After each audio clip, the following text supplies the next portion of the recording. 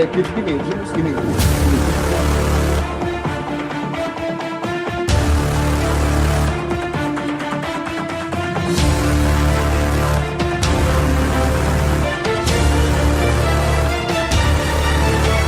BDELL 101.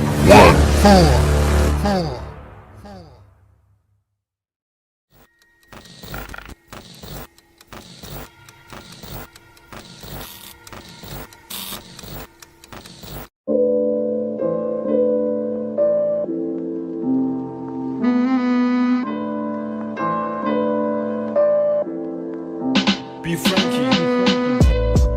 Yeah, I'm striving for greatness, trying to make it out. We're stuck in the matrix. Yeah, I'm striving for greatness, trying to make it out. We're stuck in the matrix. Yeah, I'm striving for greatness, trying to make it out. We're stuck in the matrix. Yeah, I'm striving for greatness, trying to make it out. We're stuck in the matrix.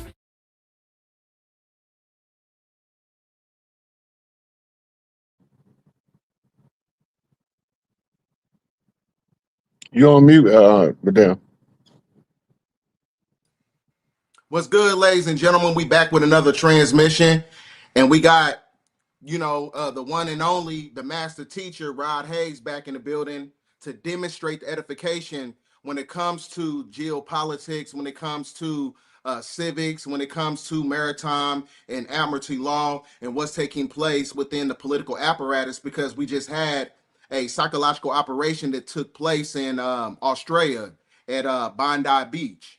So, what you think about that whole situation when it came to that? Because this is also esoterically connected to Pam Bondi, who was basically overseeing the Epstein files. So I thought that was kind of like a little mirror flip in itself, because it seemed like it was a psychological operation to distract us from what was basically taking place with the Epstein files. So what you think about that also, Rod? Well, you got to also remember it was another one in Brown University, Yeah, yep. right? Remember, I don't know if I was on this show or Young Elder, but I know Young Elder and Brother Rich, I kept warning people about these sleeper assassins that they got programmed. There's certain events that trigger them, Yes, yep. right? And so the trigger for the one in Australia, it had to be tied to what you're talking about. Binding being, so they got a certain amount of things that if she related to this, it'll activate a sleeper, but they got to give you some kind of way of knowing who they targeted, right? And what the underlying event is about, right? Now, I don't know if you remember this, but about a year and a half ago, they was activating the sleeper cell to do something to Ali Carter. Yep. Okay, now the sleeper that's supposed to did it rejected the contract, which triggered the incident in New Orleans, the big E&O. Right, because he and then sort of there's a retaliation that come with it. The retaliation was to blow up the Tesla in front of the Trump building. Yeah, right? I remember that. Okay, now they telling them why they turned down the contract. Why the sleeper? Because they're not supposed to be able to give a no answer. They're supposed to just automatically go into operational mode. Facts. But by the frequency of the earth breaking down and people are awakening, a lot of the people that they chose to be sleepers is carry a certain frequency that allow them to be effective in anything they do. But the same thing is when the awakening comes, they begin to, your programs don't work on them the same no more. Yep. Which gives them the option to say no. Now, the Brown University, Brown is tied to Cleveland Browns football team. Right? The Cleveland Indians, right, was the Ottawa Indians. Yep. Right? Now, the tie is the struggle against them reclaiming their birthright. Most of the people that's last name Brown, one of the largest clans on the land, their last name is Brown. and they are a sub tribe of Cleveland Indians. This is why the Cleveland Browns is the mascot, Mm-hmm. named after the clan that carry the last name Brown, old Mississippians living in what we call the Ohio Valley. Mm. Right. So this is where you get your Cleveland Indians from. Right. Fact. The Cleveland Indians is the play on words for Cleaver Indians, which is the reference to the Mohawk. I mean the Tomahawk. Mm-hmm. Right. So they use a lot of our stuff in a coded fashion, and we got to figure it out. Mm. Matter of fact, So I got a video. Do you want me to show you this video? The one that you sent me about the guy ro- was roll the talking coin, about. Okay, okay, I'm gonna add it roll to the the coin, stage. roll the coin. All right, Obviously, most people are at hold on, let me get him up here. that. Like at some point, they're just like, but how could they have made up the lie and made it work, right? That I think is a lot of it. And then at that point, it gets pretty interesting with people.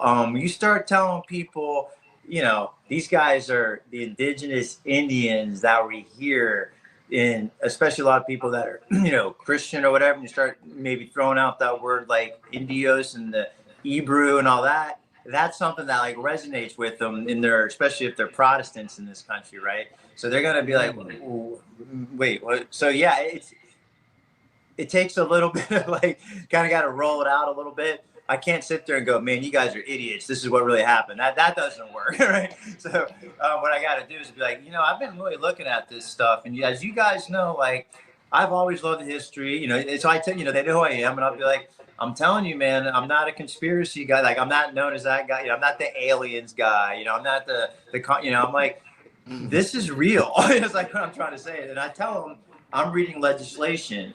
I'm reading corporate charters. I'm reading missionary logs. You know, I'm saying I'm not reading what the Indians are telling me. I'm not reading what the black people, because that's the blacks, right? How they say the white people go, the blacks. It's like Yeah. stop, please stop, right? Oh, you've been watching those Negroes on TikTok? No, I've been reading the book from the Europeans that came here and built the country. yeah. So it's like, okay, you know, whatever. You got enough knuckleheads, they're just never going to convert. But the others, like, you know, it's interesting once they can kind of get their mind around just to consider it. You'd be surprised. Like they're like, okay, but I think one of the biggest things is just simply like, how in the hell could they pull this off? But then I kind of go into that with people, especially around the Civil War. Because I point out to them that this is how everybody talked about it before the Civil War. A lot of what we're saying was conventional. So I said, so something happened, and we're the guys that come after, right? Especially the Europeans. They dumped so many over that weren't here before. They can Let's tell touch on that real quick. Yeah. Let's touch on that. I think you're actually the first content creator I heard say this verbatim. You said something along the lines of over 90% of Europeans today descend from immigrants that came after the Civil War.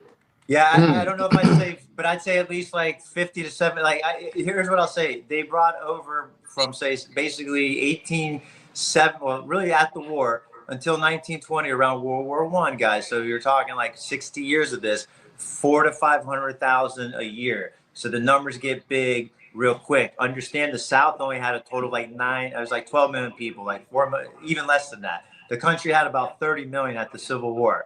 So you start bringing over 1 million every 2 years. That's 3%. You know what I mean? My point is those are huge numbers. And the type of people they're bringing over, half of them are from the Caucasus region in Russia, because the Russian Tsar is fighting. So the whole time the Indians over here are getting displaced, and there's like this insane amount of war effort against you guys.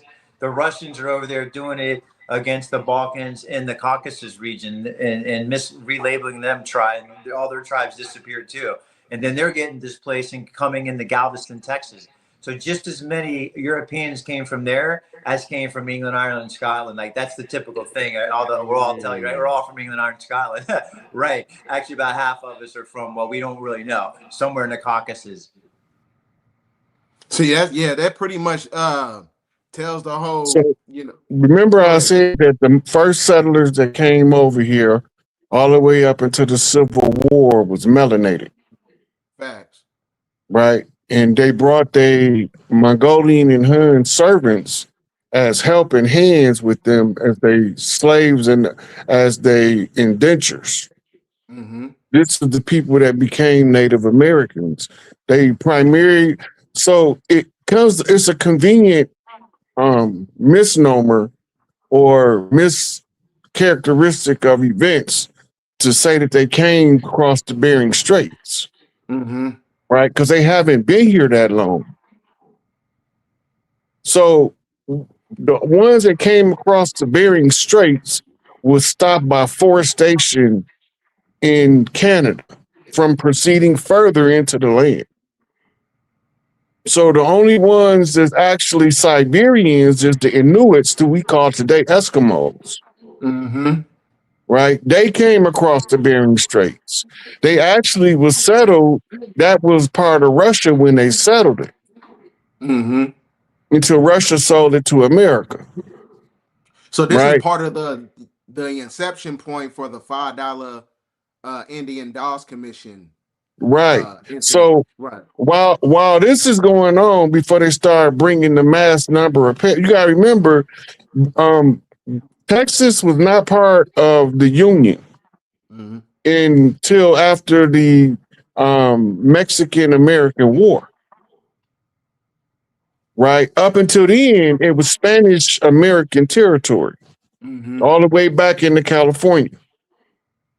Right? Nevada, all of that was what was ceded in the treaty agreement in the negotiations of the end to the Mexican-American War. Mm-hmm. Right? Okay, now that's what's going on the West Coast. On the East Coast, they bringing in immigrants to Ellis Island over the same Yep. time period. Mm-hmm. He's talking about the ones that the Spanish was bringing in as indentures and as orphans into Galveston, Texas, which at the time was Spanish America. Facts. This is where you get your Mongolian looking Spanish from. The that came from Genghis Khan's bloodline, right? Most of them, those were Mongolians. Okay, now, Yep. not to be confused with the Chinos that came in even before that in what's called the South Pacific slave trade in the China Road through Mexico. Right? That's a whole nother incursion of people from Asia who we made contracts with. Mm-hmm. Hold on, I'm Right. getting these receipts ready for you. I have some stuff ready for you. So how does this coincide? Because there's these documents that I was reading that that's basically in correlation to everything that you talking about right now, and it talks Mhm. about how the Donald Trump, the commander in chief, restores America true sovereignty and crushes maritime law forever. Patriots, stop everything and let this be true. The United States corporation is dead. So it's really just talking about the fall of the jurisdiction of admiralty law, and Yeah. which is why, you know what I'm saying, it's kind of like a play on words by way of symbolism when you're talking about these psychological operations. So it's really kind of like they're speaking in a codex. They're telling us that we're returning the land. We're going back to tribal law, which is the law of the land for, you know, the indigenous people. So we're going back into common law, while at the same time you having the fall of the bonds, you having the fall of, you know, everything that's connected to Vanguard, because Vanguard is really the blueprint for the black budget government for all these eugenics programs that's acclimated to trafficking. So how is this ties into this? Well, you got to remember this, it's all about systems. The Right. systems are stacked on top of each other, right? This is how you was able to have a political president in Joe Biden, but a military president that's a wartime president and Trump still being in office. Mm. Because the legal fiction, you can put anybody in charge of it, including an imbecile, because Facts. it's a fiction. So they put a blatant, obvious situation of a man that's totally unhinged, but everybody's saying Trump unhinged. Mm-hmm. Right. So they put a guy in, even if it was an actor. The actor was acting as a buffoon on purpose. Right. They got I posted a couple years ago one of Biden's sons talking about the Congress people was making fun of him because he had dementia. Mm. Right. That's an old post. I'm gonna dig it up and send it to you, and then you can go over it at another Okay. time. Okay. Right. But the whole thing being is this is a parody. Yep. Right. It's a parody. That's a When you fact. see the parody, this is a reenactment of what Elijah Muhammad wrote in Fall of America. That's a fact. Right. So they needed a script writer. They got to have a script. If they don't have a script, then they don't know what to do next. We watching them play out a three-dimensional version of the Fall of America by Elijah Muhammad. Mm. Now, the codes that's being dropped is showing you who's being triggered, right? So when you talk about the Epstein files and they trying to slow leak them out, and then the Bundy situation happened in Australia. So what's the significance of Australia? Australia is the top of the earth. Now remember that they always said that the South would rise again. Remember that saying? The South will rise again, right? The Australia is the southernmost portion of inhabited continents that is not covered with ice. Antarctica is a whole nother, it's not far from Australia. They have an Asgard dimensional portal gateway in that landmass too. Mm-hmm. They got a legend of when they was looking for the baby Heru, ISIS, running across the outback of Australia in search of cover where they built some Egyptian shrines. Most of us don't know that. But the Australia's shape is the Ashanti Sea. The shape of Australia is the Ashanti Sea. Wow. Okay, now, Pam Bondi, her first name, Pam, flips map in the revert. Oh. Wow. That's so where is this basically lining up to? Because like I said, all this stuff is really nothing but a codex. Yeah, because it's playing out history in reverse because everything is being rehashed. Yeah. Now look, she's an attorney general, right? Yep. But she's not a bar member. What attorney is not a bar member? One that's belligerent to the barrister system. Right. Right. This, I think you got this for me. This was the charter. You sent me all these. Yep. Yeah. The charter, this is where King George II told them in this charter to use their judicial system in order to take everything from us. Did you get to the ones that was underlined? I don't think I got those because it was a whole bunch of stuff you sent me yesterday. I couldn't keep up. You sent me a bundle. Yeah, we was just going back and forth. We was triggering my responses. But yeah, this is pretty much. I got like some of these, but the other ones I didn't get to pull them up. The ones that got the underline in them is showing you exactly where they telling the barristers to use the system to take everything from us. Right?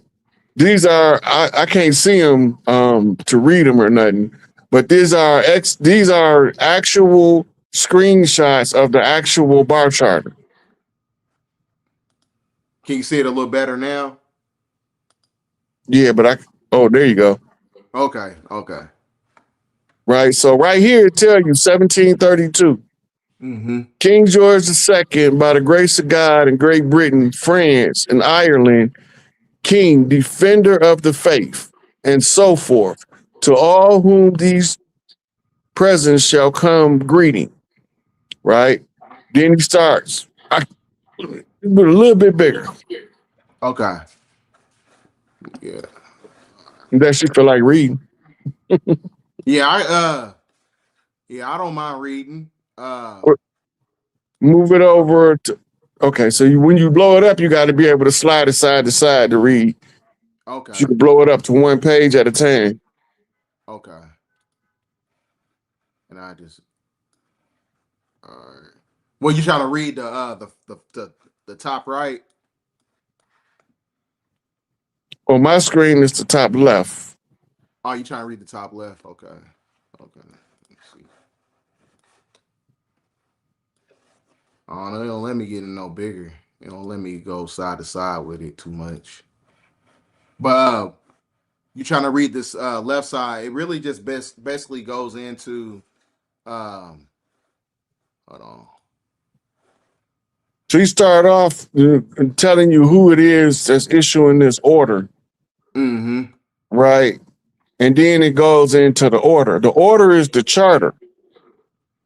The charter established honorary nobles. This is why they carry those titles, Esquire, Honorable. Those are Yeah, titles of nobility.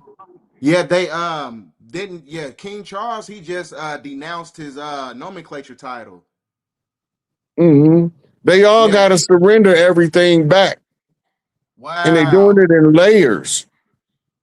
Like, so the Rothschilds had to surrender the charter document, right? That's because this the Rothschild bankers who drew this bullshit up.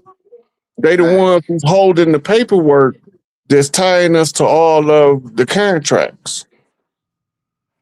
Right. Now you gotta always remember in the back of your mind is 72 secret treaties that still have not been exposed to the public. That's why the real reason they raided Donald Trump Mar-a-Lago mansion looking for those 72 secret treaties, but he didn't have them no more. They was with the military in Raven Rock, Colorado. That's why you were showing me Denver. Yeah. Because we was going through the horses. Mm-hmm. Right? And the blue horse is the only horse that's not in the Bible. But the blue horse in reality is actually a shade of gray. Just like a blue pit or a blue cane corso. Yeah. Right? They got a shade of gray. It's a bluish gray color. Right? So if you look up Silver Bell County, I think it's either Colorado or Montana, they got a lake. It's called Emerald Lake. Yeah. And it got, the Emerald Lake have a spot specifically for the Crystal City to land. Because it got to be in close proximity to a small body of water because of, living. Right. So they can recycle the systems and replenish the water that they've depleted. But it's going to be sitting there for a while.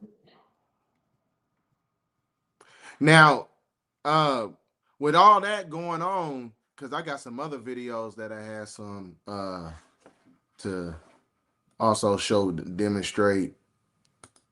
Let me bring it up.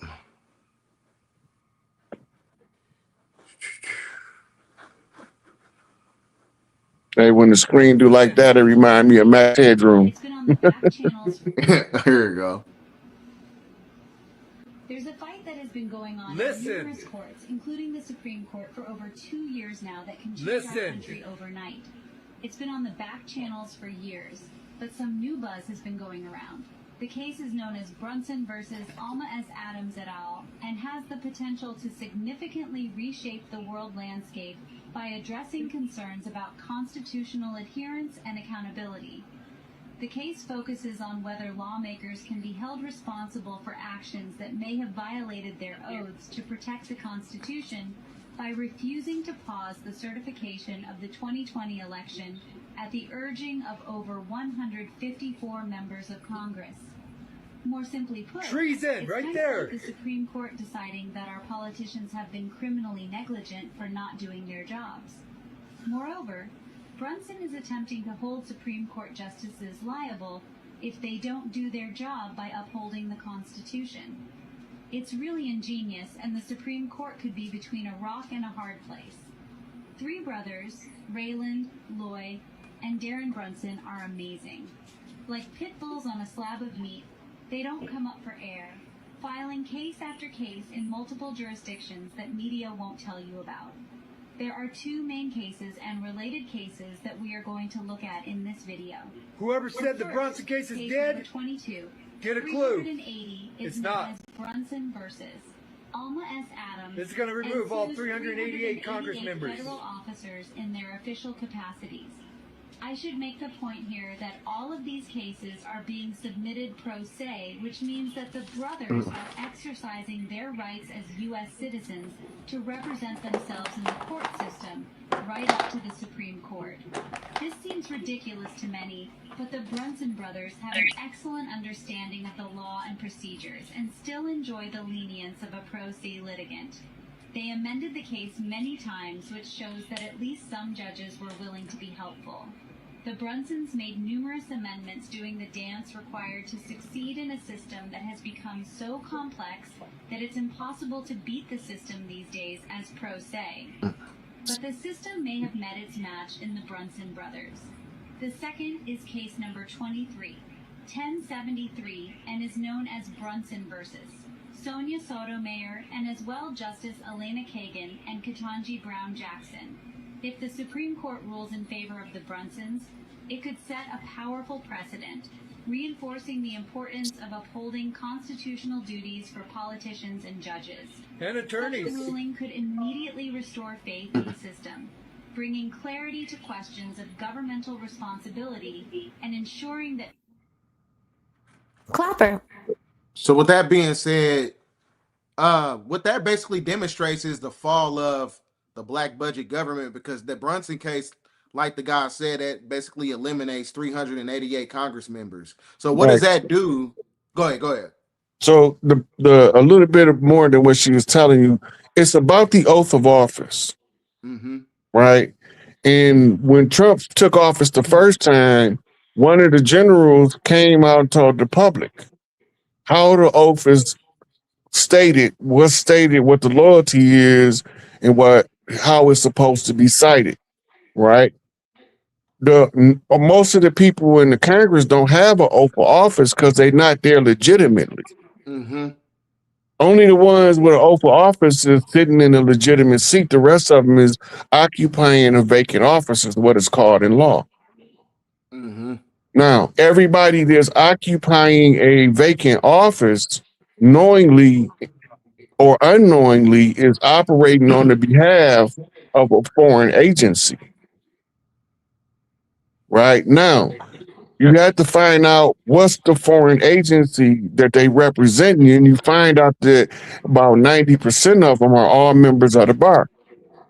So that tell you that they tied to the British accreditation registry of barristers that work for the Crown of England. The thing about the Brunson case was so fundamentally damaging to them is if the court ruled against them, it's going to show that they're a fraud. But if they ruled in favor for them, several of the Supreme Court justices have to step down because they have no oath of office. So they put them in a pickle, a catch-22 situation, right? And the only way, they normally try to hush those cases from the public, but the Brunson brothers, right, is a little bit savvy to how they operate. Right, their last name, Brunson, is an anagram for bird's son. It's tied to the Scottish Rite, and it's tied to the Daughters of Scotland. And we remember, The mama's boys only come out to get mama shit. They're not coming for nothing else. They don't want personal gain. Right. They just want mama's stuff to be returned. In this case, they using the burn sons, the ones who get burned in the sun with the fiery red hair. Celtics, Druids. So you know what I'm saying? it's spiritually it's strategic. And it's also strategic in the legal sense of the word, because it's putting the system in the position to expose the nature of the fraud they operate under. And all of the people are complicit in operating under the fraud for the personal gain that they were seeking. Very few of them is in these positions to help people. Most of them in there to help themselves. And that's why they can be bought and sold. Tricked and traded. So this goes into this right here too. I forgot I had this video here too. If somebody denies a recusal, now we did get a new law passed, a new rule passed. Used to, you had to wait until the case was over. If somebody denies a recusal, now we did get a new law passed, a new rule passed. Used to, you had to wait until the case was over and take the entire case up to the Court of Appeals. We did get a new rule that said that if a judge denies a recusal, you can take a direct appeal. If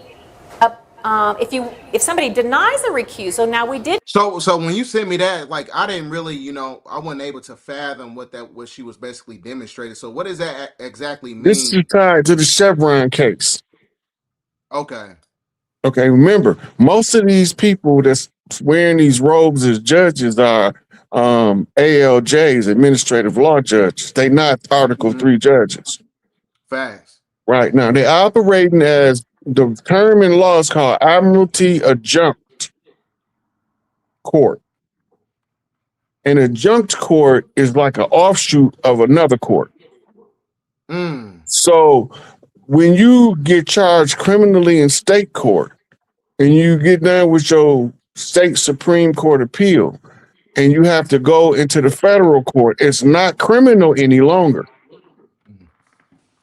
Soon as you enter into the domain of the federal court, it becomes legislative, it becomes civil action. Now, under the rules of court in Michigan, you're not supposed to hold a person in prison for a civil penalty. Right? So federally, they holding people in prison for a civil penalty, but they reclassify him in the admiralty jurisdiction as criminal. That's because of the 14th Amendment, which is a fraudulent contract that wasn't ratified. Right. No, but not only that, the 14th Amendment is to take, okay, so the 13th Amendment was to take the privacy of ownership of people from people. Right? Because slavery started off as private ownership, sole proprietorship, right? The 13th Amendment banned that. The 14th Amendment turned around and said, okay, you can't do it as an individual, but as the state, we can do it. So we're going to use what we call the criminal justice system, and we're going to put everybody in time out for how long we need them. And if you look at the sentencing has gradually increased over the years. Right? Where people used to go in for a manslaughter, do 3 to 5 years and come home. Now they're in there for 40, 50 years. Facts. You're not in there for the murder though. This is what you in there. It's a cheap labor. You in there for violating cattle rustling codes. What's that? And if you go to southern states, cattle rustlers can be killed on sight. Somebody that steals somebody else's cattle, you can kill them on sight. Right. Right. Now, the cattle rustlers is you poaching somebody else's farm stock animals. You poaching. So if you kill somebody, you killing the chattel, not the cattle. right? So they charge you the value of the child out of the And It's a Levitical law. why? So this is how they implemented United States citizenship. So that means that you're a municipal slave to the system, which makes you chattel slavery. Correct. Right. Now, Okay. remember, an emancipation is to transfer from one jurisdiction to another. Most people don't know that. A proclamation is a public statement of something.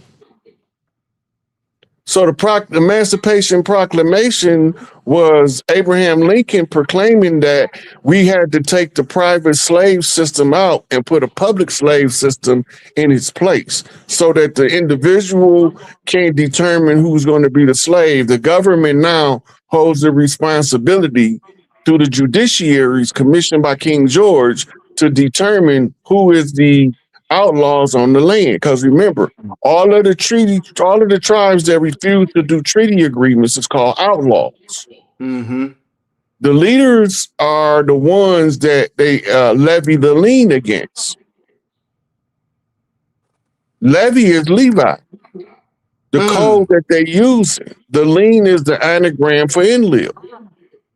So Enlil levied the lien in order to capture you as the whole man and hold you in reprisal for the straw man. And that's draconian law right there. Yeah, it's sleight of hand too. It's a bait and switch. Right. Because they let you use the straw man all the way up until it's time for them to reclaim it. Then they capture you along with the straw man. Right?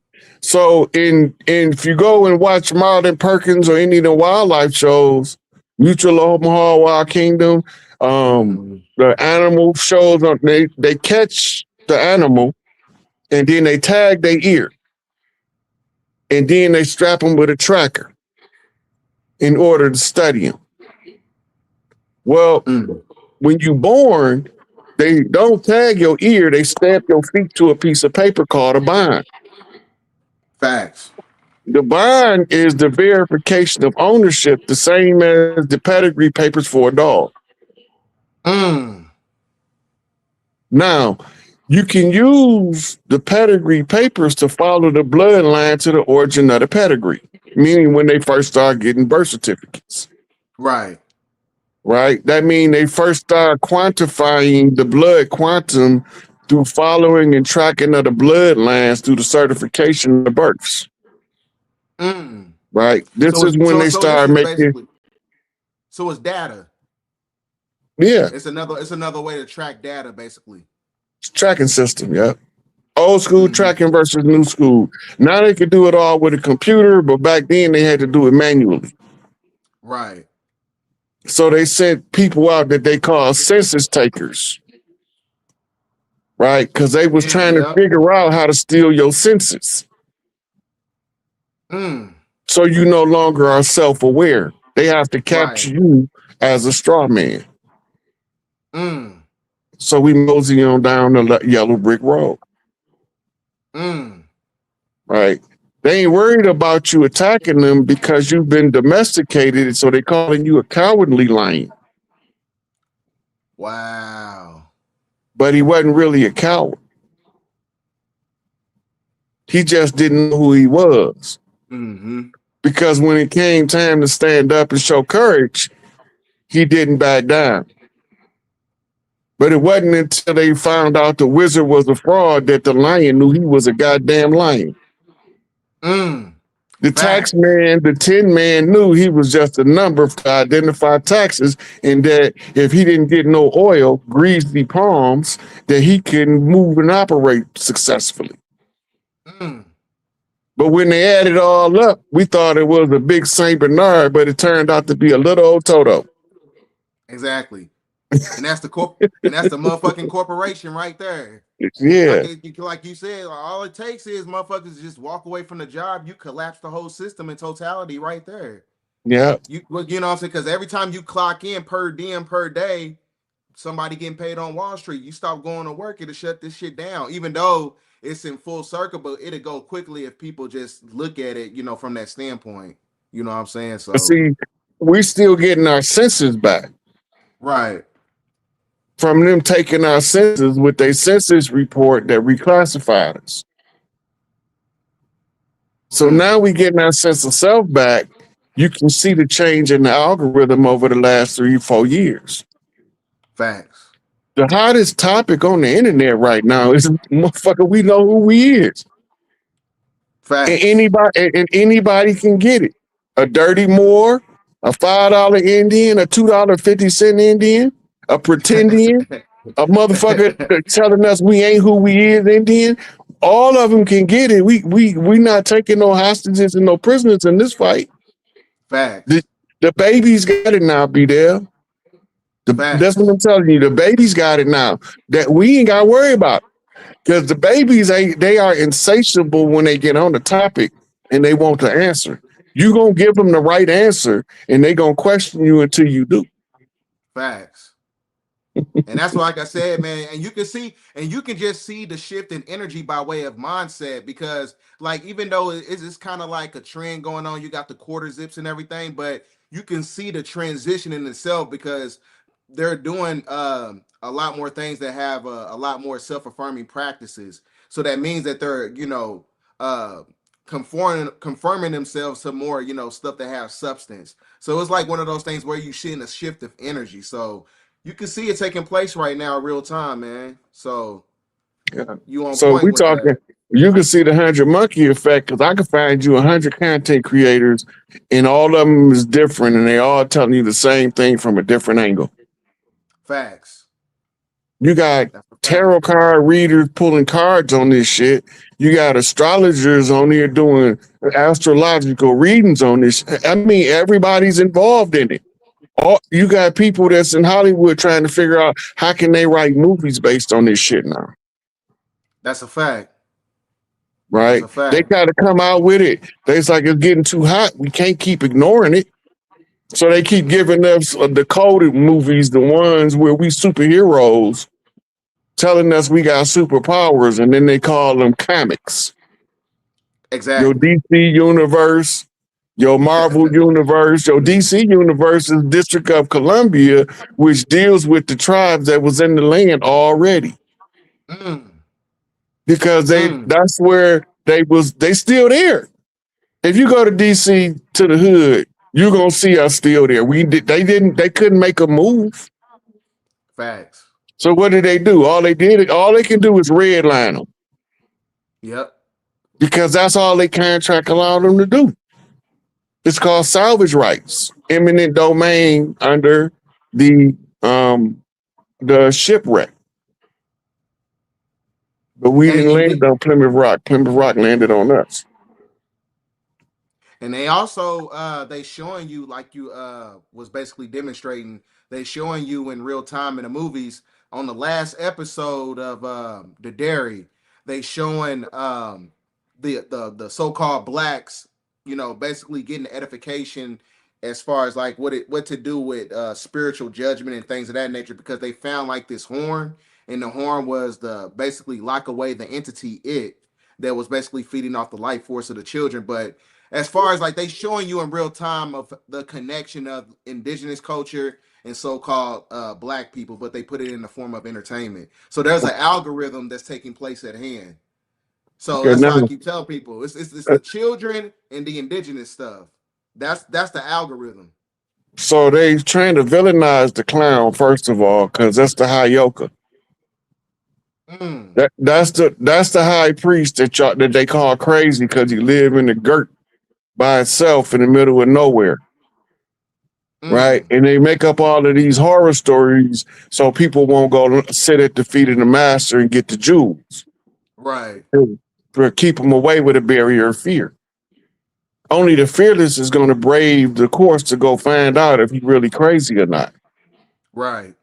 But they normally stay to become disciples, so they never return, and people assume that they dead and gone. So that add to the mystique of the horror story.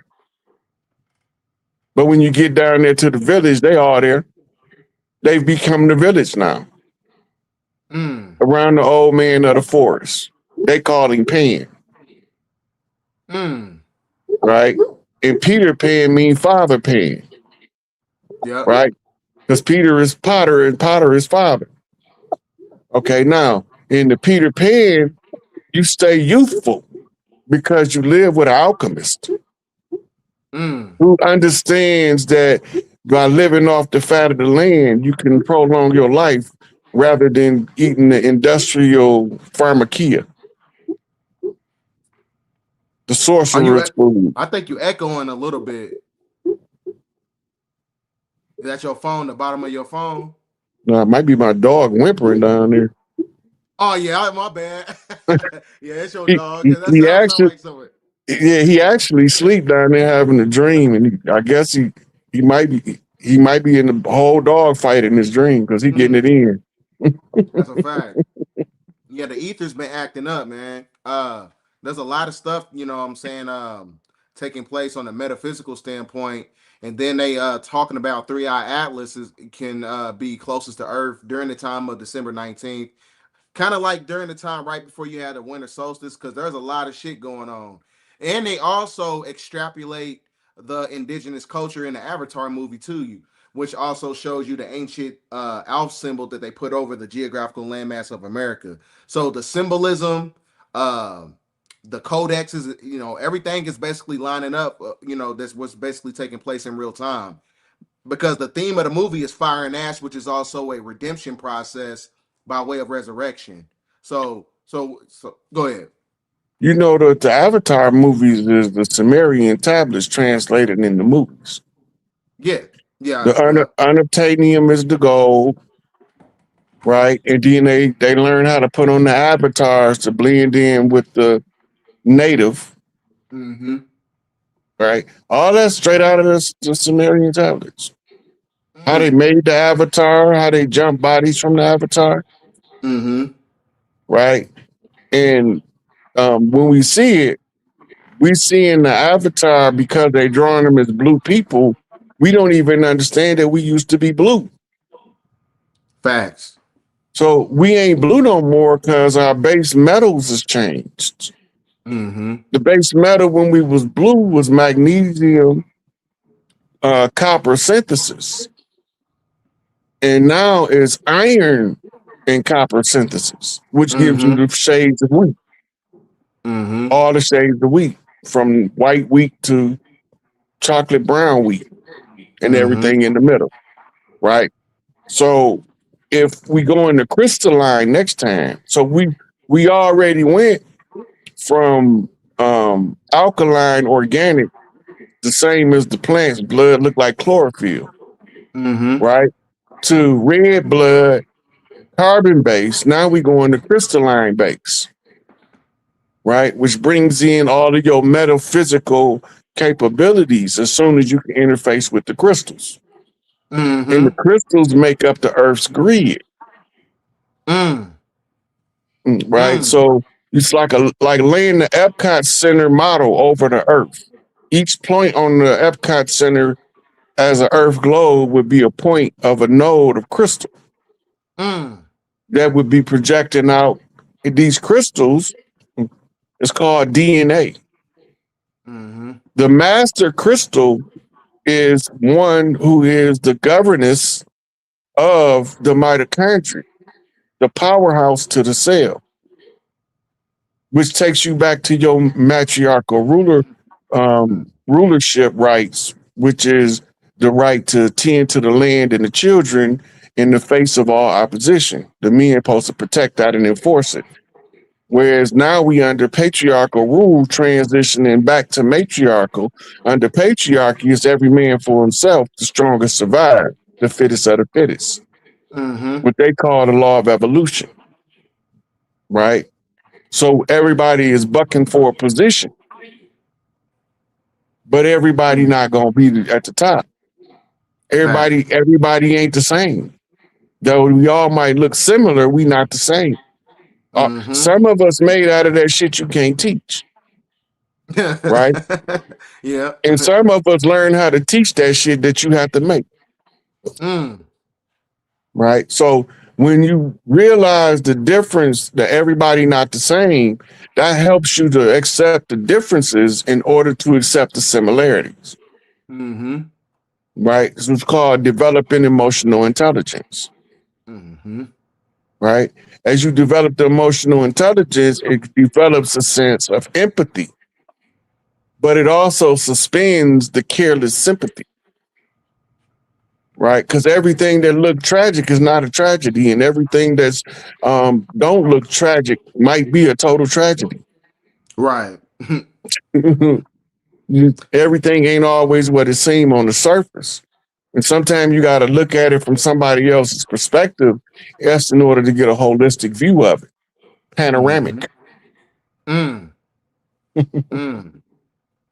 But yeah, like you said, a lot of people's abilities is starting to come online because going back to what you said, the oxidation levels on the planet has started to be eradicated because we going back into an omnicron based atmosphere, and what that does is the body in itself is photovoltaic and it has the ability to convert gamma radiation into bioelectricity.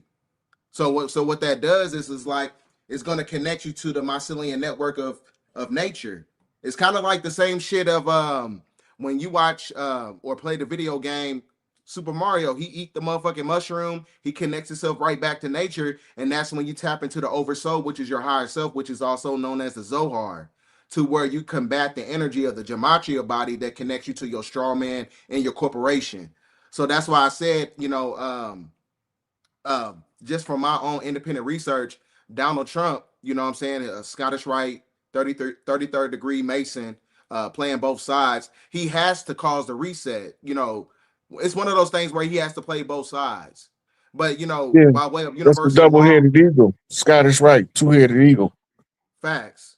It's a Playing both fact. sides from the middle, left wing, right wing. Started off as a Democrat, but he flying as a Republican. Facts. Set It's all tripping. there. It's all there.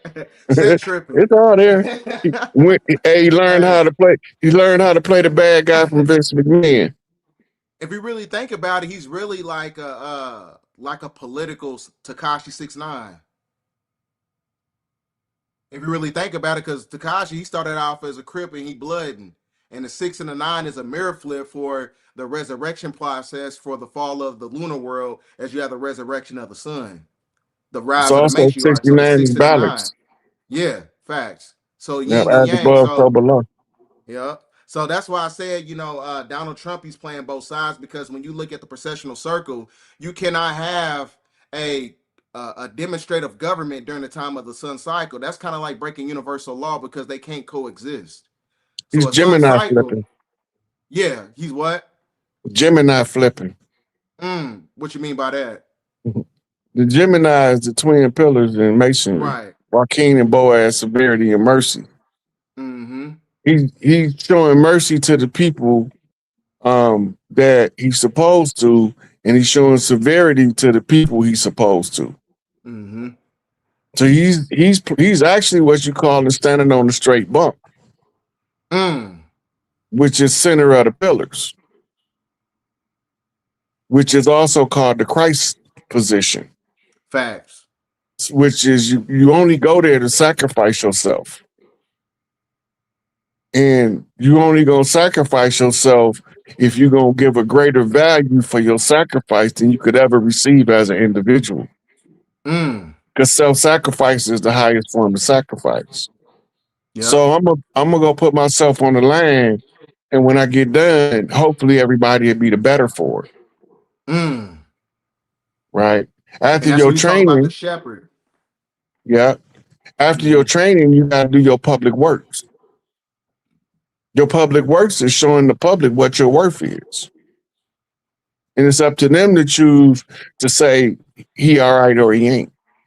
The hard part is everybody ain't supposed to be right all the time. And everybody not supposed to agree with everybody all the time. And sometimes the truth is somewhere between the two perceptions that y'all both looking at it.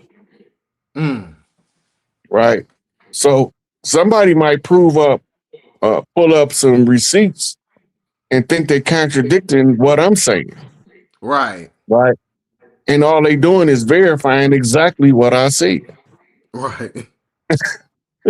That's how it happens. So That's how it be. they'll tell me I'm wrong because they got the receipt that show me that I'm wrong, but its receipt say exactly what was the point I was making the whole time. Mm-hmm. You see, so we ain't supposed to be so quick to take a side. We supposed to be quick to check the receipt. Everybody ain't supposed to be right all the time.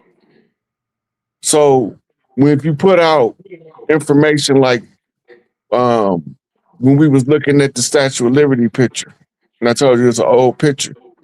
Mm-hmm. Somebody had put in the comments, this happened in 2000 and something, and this 2025, and I was like, yeah, but that's a retrograde. Mm. It's an energy cycle return.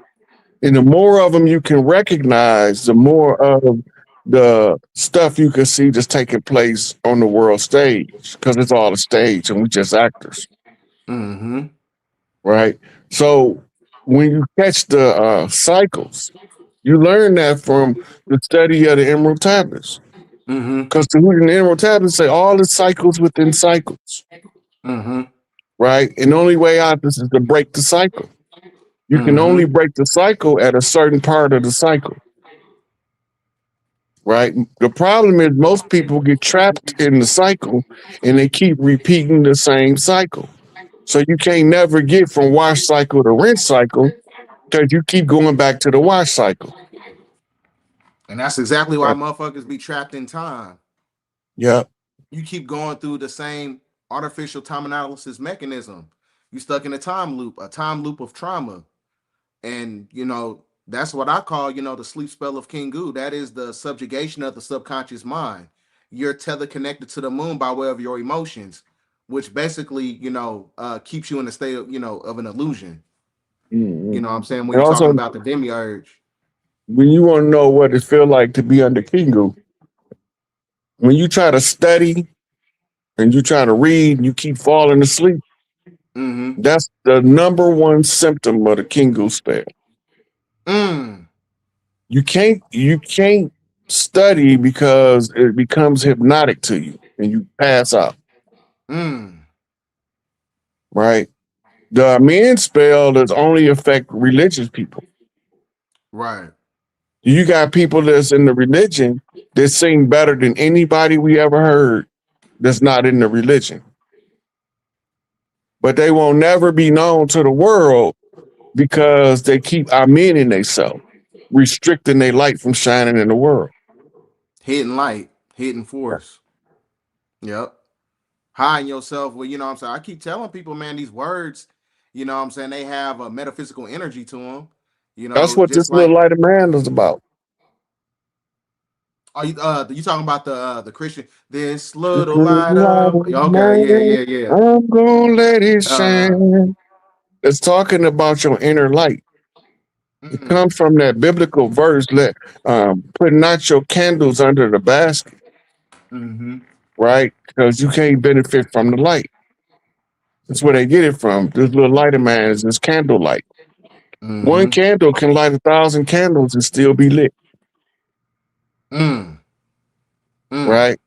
But if you don't want to light nobody else's candle, when you burn out, you on your own, That's a fact. right? That's a All fact. those other burning candles contribute wax to you be rebuilding yourself. Shit, we almost at the hour mark. I'm gonna try to get some people some questions. Um, this guy, he sent this. I've been seeing the like that bear. Remember that bear I've been showing you? They've been showing a lot of color symbolism, and I did some a metaphysical codex myself.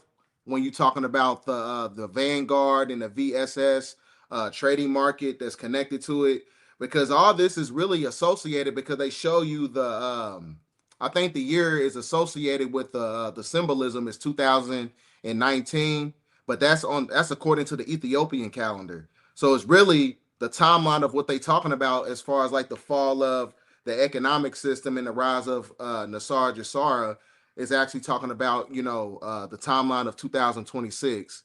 So what you think about this right here?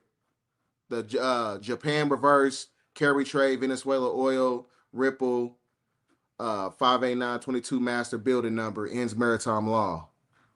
So this is really just showing this kind of connected to the bearable financial system situation. And you know what that's about? What? They released some papers to Donald Trump, right? Uh-huh. And in the papers, it's telling them everybody that was signing off on them trafficking drugs into America. So he shut Venezuela down, which also shut their money down. The money pipeline to certain political elites has been cut off. No air traffic to Venezuela. I mean, them duffel bags full of money that they used to see, and they can't send them now. They're going to get shot down. Right? Now, the president of Venezuela gave him the documents he wanted from to begin with. Had nothing to do with them. They knew they was bringing drugs over here, and they knew that DEA agents was and CIA agents was the primary connectors for the pipeline. They was the ones who was building the pipeline, the DEA and the CIA under Black Ops programs. So when Venezuela get caught up in it, it's because they already know everybody that's involved with Nicaragua from the Manuel Noriega trial. They already know from Escobar all about Colombia. Venezuela was the safe zone. It was the safe zone for high elite political figures to go down there and make these deals with the power elite that's not government officials in Venezuela. And they was doing it in Mexico too. You know, El Chapo escaped. That's a fact. I'm putting Now, another question. So once he gave them the paperwork, now they have to declare fentanyl a drug, a weapon of mass destruction. Yep, they sure did. They The reason they did that is because the people that's been over here financing the drug trade can get the death penalty now. They can kill them off with their MF and head. Blue Beam already happened. Y'all just didn't see it when it happened. What you mean? Okay, so I don't know if you remember, but I did a video a couple years back about the elites the elders, Scott's family wanted to speak to Larry Hoover, and so they shot a blue beam from the White House. When they shot the blue beam from the White House, Biden opened up the borders for the alien invasion of illegal immigrants. I remember Sleeper. So that was the beginning points. Sleeper. That was a misdirection. They got you looking at the alien invasion that's coming from the stars as a false flag event. But the alien invasion that they was warning you about was how they was going to smuggle in their sleeper cells using a mass immigration into the country to do it. Right? When you see them after the Somalians, remember Mogadishu and Black Hawk Down. Right? The reason why they killed Muhammad Fahd Adid, he was a messianic figure in Ethiopia. They gonna come and get their revenge if it's at all possible. They got strategists too. We ain't the only ones in the world with strategists. Right. You know, I'm serious. They got Somali communities all over the world because of the people that was involved. The United Nations was involved, but it was mostly, more than anybody else, it was the British, the French, and the United States that was the number one antagonist to what was going on in Somalia. The Somalians been at civil war for 2,000 years. They're not worried about no war. Right. They come on with it. But what the problem was is Muhammad Fahd Adid was starting to unite the what they call the warlords, right? And if you can unite feudal warlords, you consolidating power. And when he started consolidating power, then he can get control of the Somalian oil reserves. Mm-hmm. Then he got a seat at the Aramco and the OPEC table now. Whether they want him there or not, he there now. They can't have that because he's one for the people. If he wasn't one for the people, he could never unite warring factions. Mm-hmm. The only people that's ever going to be successful in uniting the warring factions is the ones who for the people. Especially when they've been warring for 2,000 years. Right. You understand what I'm saying? So you've been warring, your tribe and my tribe been fighting this long, and we realize, hey, wait a minute. These outsiders got us fighting each other. This is what's going on in the hood right now. You seeing West Coast content creators trying to figure out how to squash the unnecessary deaths of the soldiers in the street because we gonna need them. You see the same thing going on in the Midwest. You see it going on down south. Yeah. The ones that's a little younger than us, probably your age, in your age bracket, probably 10 years younger than you, y'all are going to talk to the youth for like, hey man, look, we're not finna do that. Mm-hmm. Right? And they listening to y'all because I'm old and gray. They don't want to hear what no old mofo got to say. Mm. Right? So I gotta say the stuff that catch your ear in your age bracket because I need y'all to get the message to deliver to the youth. That's a fact. And it's a trickle down effect. All of the ones that preceded me, they wasn't all right. Right? And they wasn't all wrong. I take the best of what all of them gave us and then I feed it down so that y'all can use it better. Mm-hmm. And y'all can see further. Remember, a midget can see further than a giant when he's standing on the giant's shoulder. Facts. Right? So we got giant shoulders we standing on. We can have as many midgets as we want. Everybody can get a piece. Look at the pygmies hunter elephant. They got the videos on YouTube. You pull up pygmies, they be all up inside the elephant. We all gonna eat. They make sure everybody eat when they bring that elephant down. Facts. You know what I mean? So they all got a role to play in breaking the elephant into the parts in order to make sure they can maximize the food supply. And you see one old man crawl all up inside the elephant. Then he come pop out the ribs. He be in the inside, cutting it every which way but loose. Facts. Gutted him out. You know? Yeah. So everybody in the tribe can take a piece. As long as we can help somebody else eat. That's why we don't do this for the money. We do it for the people, because if you do it for the people, they gonna make you take some money whether you want it or not. That's a fact. That's a fact. Yeah, I used to, man. I had an auntie or a granny who used to do stuff like that. Boy, you don't take his damn money. And like, I don't want nothing. I just want to come over here and just get a nice little plate and go play outside. Mm-hmm. But then, you know what I'm saying? But that's what the law of reciprocity. The universe gonna bless you every time if you tapped into the right energy. If you're doing the work. Yeah, and look, if you stay away from Granny house too long, she be called Mama. Tell BDELL come over here. I got a little package for him. Word. Yep.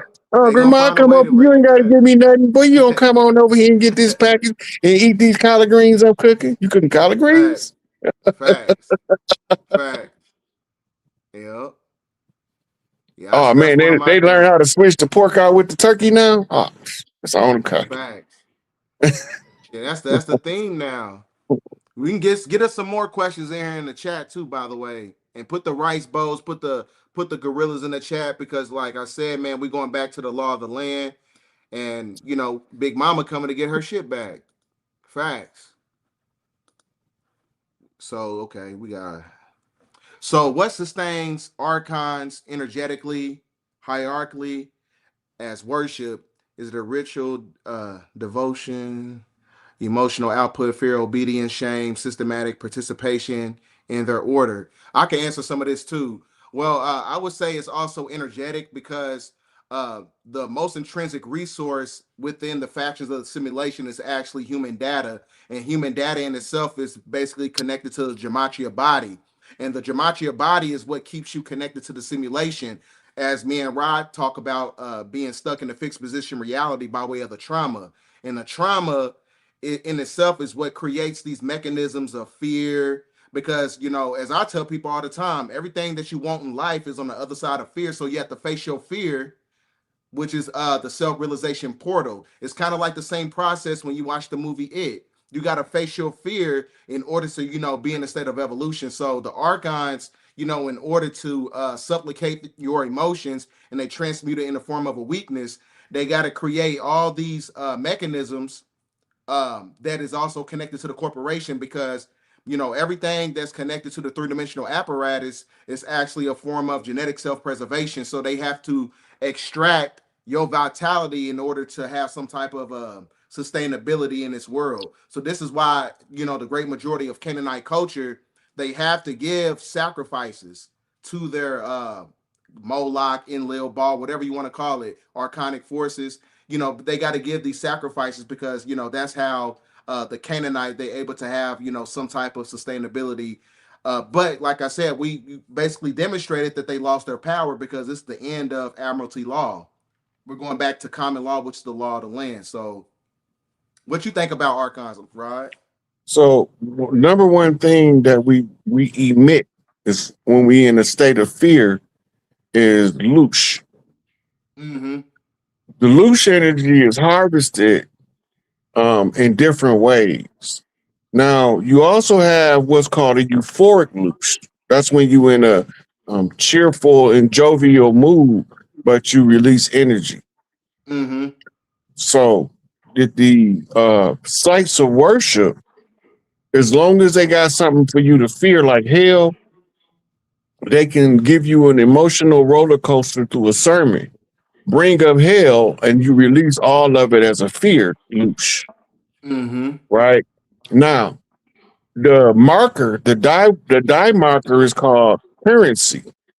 Mm-hmm. Right. In order to see the current, you got to put a die marker in it, and we call it currency to allow us to see the current. You watch the flow of the loosh in the church by the offering plate. Mm. Okay, now let's take the religion out of it because people think the only place that's harvesting us is the religion. Let's say we all go to a football game. In the football game, we love football. We love to see our favorite player running the ball, passing the ball, making the tackle. We like the whole structure of the game. We just into it. It creates what's called a jovial loosh energy. Now, how is this energy harvested and where do we see it? You see it at the box office as ticket sales. But then you see it as advertiser response to the point of origin of where they are soliciting their loosh. Mm. When they catch you in that state and they feed you the advertisement and you respond, you purchase their product. When you purchase their product and you surrender the die marker, the fiat, the currency, it lets them know that they are putting their dollars in the right place to get a residual return. So they feed off us through the advertisements as the leech itself. In the blood they suck, we freely surrender in the form of soliciting an ad. That's what they call it. When you see an ad and you buy something, it's called soliciting the ad. So when you solicit the ad and buy the product, then you're saying, okay, I liked how I felt when your advertisement told me yada, yada, yada, buy Nike. So here, I want these overpriced Nikes. Cost you $3.85 to make. I'm going to pay you $269 a pair. Facts. And that's another thing when it comes to that.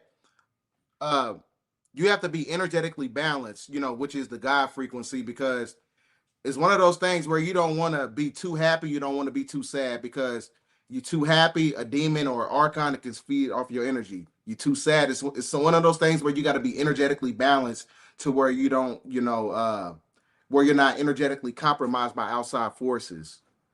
That's Right. because So that's why we tell people they need to learn psychic self defense. Yeah. Psychic self defense is the toolbox to learn how to. If I go when I first came home, I wasn't using it. I go to a tractor pool. I left that tractor pool. It felt like I had been working in the sun for 4 straight weeks with no sleep. I was whooped. Right. Then I went back to a basketball game. Same thing happened. I said, "What the hell? Why do every time I go to these big crowds, this happen?" So then I was sitting there and I was like, "I didn't do no protections before I went." So my energy, they was just all living off my energy for free. Right. So the next event I went to, I do my little focus, build my little auric field. And then I didn't have that issue. I was like, "Oh, that's some real shit." I thought that shit was fantasy. A lot of the stuff I be teaching people, I didn't believe that shit was real at first until I tried it and it worked. So then when it worked, I said, I'm gonna teach this. Yeah, that's kind of like what I think Sharif El Bey, shout out to him, and Brother Rich, they was talking about radionics on how you're able to change up the frequencies, just by way of crystallization and that's connected to your consciousness. You can change the molecular structure of anything that's in the three-dimensional apparatus, basically anything that has a spirit, because that also goes into the fact that with the food, because everything as far as like food, when you're talking about genetically modified foods, the archons, they are the ones who gave the Canaanite culture the edification to create these genetically modified foods, because nowadays you eat a motherfucking Big Mac, you know what I'm saying, your energy bar gonna drop all the way down the red, you're gonna be laid out just off a cheeseburger. Because like I said, everything is compromised. It's the energy extraction. So that's why I said, man, like everything is compromised. So you gotta look just like me and Rob, we did this one video. We was talking about the blood contracts on how everything is an energy extraction, eugenics programs. You know what I'm saying? To the point, like I said, they supplicate your emotions and they transmute it in the form of a weakness. So when you stuck in time, that means you got to make money. You got to make shit work. If you ain't got enough money, now you got to go line up at the blood bank, the plasma center. Now you trading in your vitality for money. So that's why I said it's another way to keep your emotions supplicated to the point where you're not able to level up. So that's why I talk about, being energetically balanced. You know what I'm saying? Balance is what is going to get you to the self-realization portal. That's what's gonna make your relationships more functional too and beneficial to both parties. The more balanced you is, people come around you, even if they don't say nothing, they start to feel they alignment, they finding their balance. And that's what the world in dervish is all about. Finding your balance, find your center. The ballet, gymnastics. If you can't find your center, you're gonna be a flop. Facts. Right. Facts. So the once you find your center, you can spin for hours without being dizzy. Because you found your center. Everybody can't do that. That's a fact. I'm gonna get to another question. We're gonna get to a few more questions, and then we're gonna let the elder and hit up the elder's his cash app. You know what I'm saying? He been demonstrating his knowledge, you know what I'm saying, for the last 5 years, on wax, and he's been, showing everybody in real time what's taking place. Let me see. Let me see what's up with my little brother right quick. I'm gonna put this on mute. Okay. All right, put the rice bowls in the chat. Put the rice bowls in the chat. Let me put up myself up on here. Put the rice bowls and the gorillas in the chat. So I'm gonna answer some questions until Rod gets back. Okay. Okay. All right. Damn. Well, Antarctica. Well, when it comes to Antarctica, like I said, we all know about the whole conspiracy about there's many different worlds beyond the ice wall.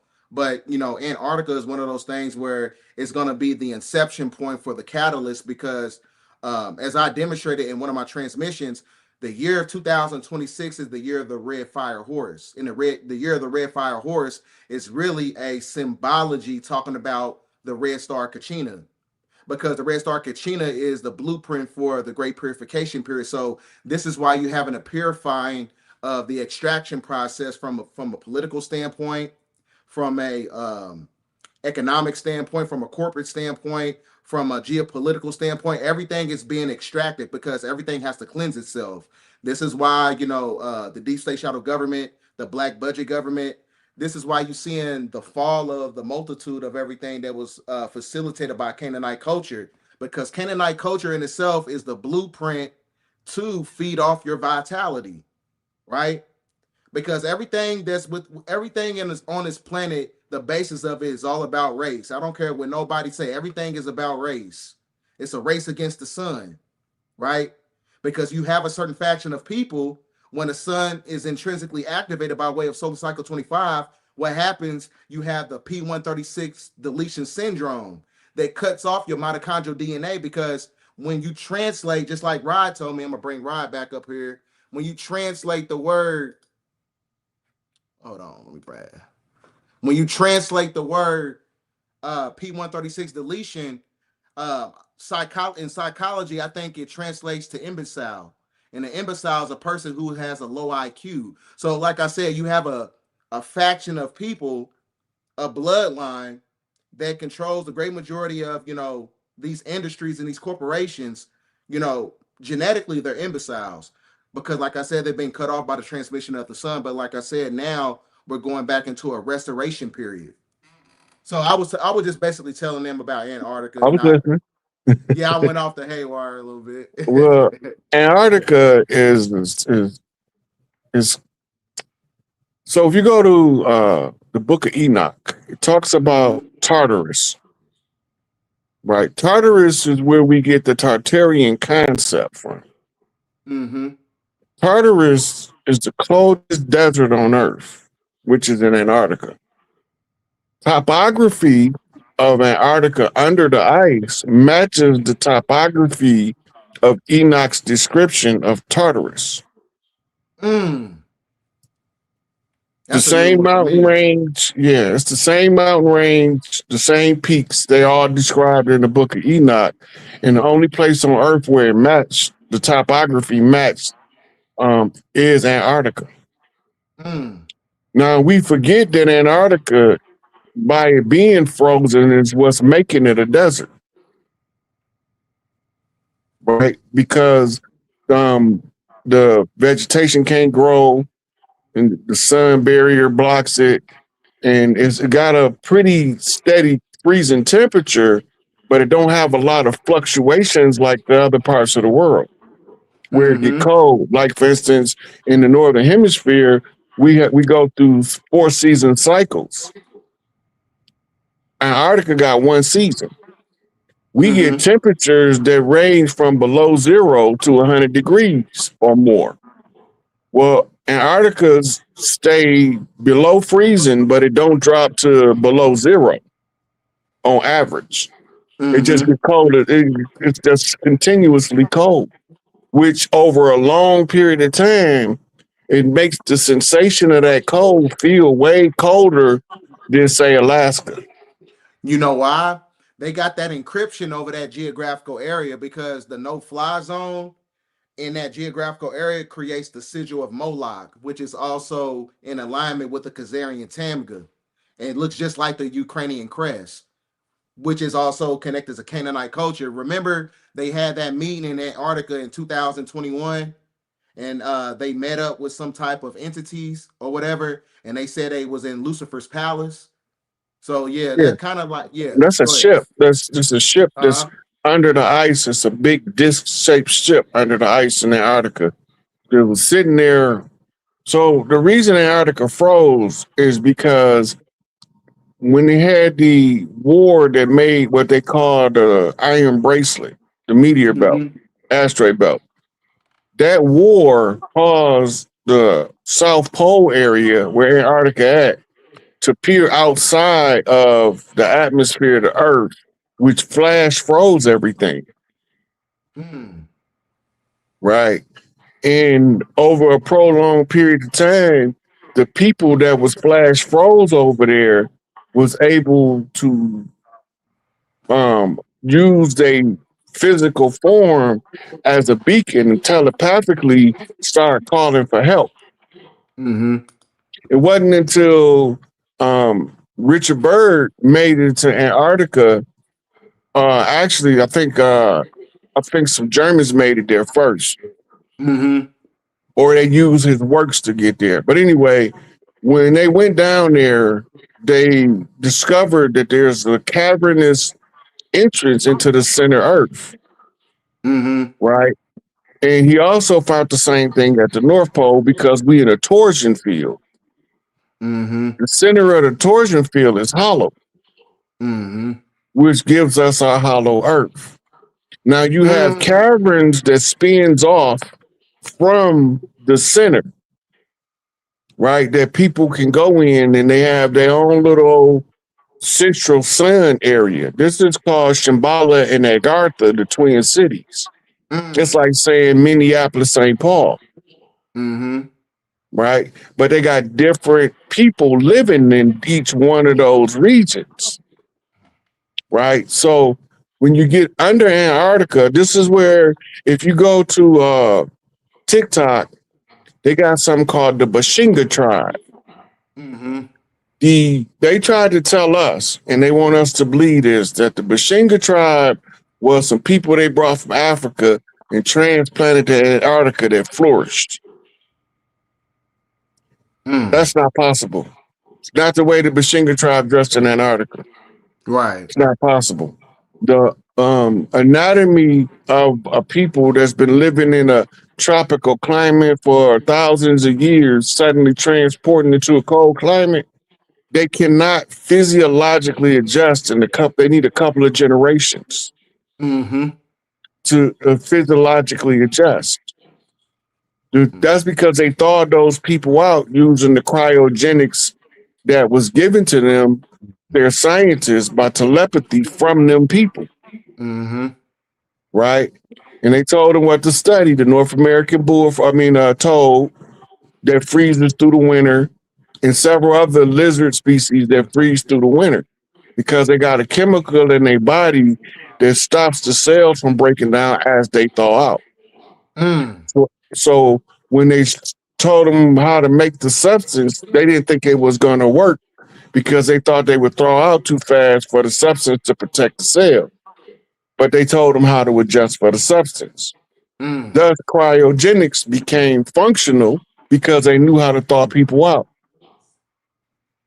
Well, the first major figure that we know of that put themselves in cryostasis is Walt Disney. Yep. Right? Now, what a lot of us don't know is a lot of the chiefs that had the death penalty, like Big Tookie, just instead of killing them, they froze him. Big Tookie is the most prominent name of the ones they froze. And so when they show you the rest of them that come out, you're going to think they was somebody that was dead because you thought the government killed them, whatever, they was froze. That's Demolition Man was about Tookie. Yeah. That's what they was basically talking about. Yeah. Not only that, it's telling you, they told us in movies and music who did it. Who froze it? Remember, Arnold Schwarzenegger. You breaking up a little bit. Okay, can you hear me better? Yeah, I can hear you now. Okay. So Arnold Schwarzenegger became Mr. Freeze in Batman. Oh, wow. After he froze Big Tookie. Wow, that's crazy. That's crazy. And then that also in alignment because he played in Terminator, so that's also connected to the cybernetics. And that's when you look at the timeline of Demolition Man, you was living in a cybernetic dystopia. Everything was artificial intelligence. So Now the let's so go I back. see it. Let's go back to Terminator. In Terminator 1, he was the bad guy, right? Right. But in Terminator 2, He was a good guy. he came back to save the very person he was sent to kill the first time. Right. Interesting. It's a 180 flip. That's a Gemini flip.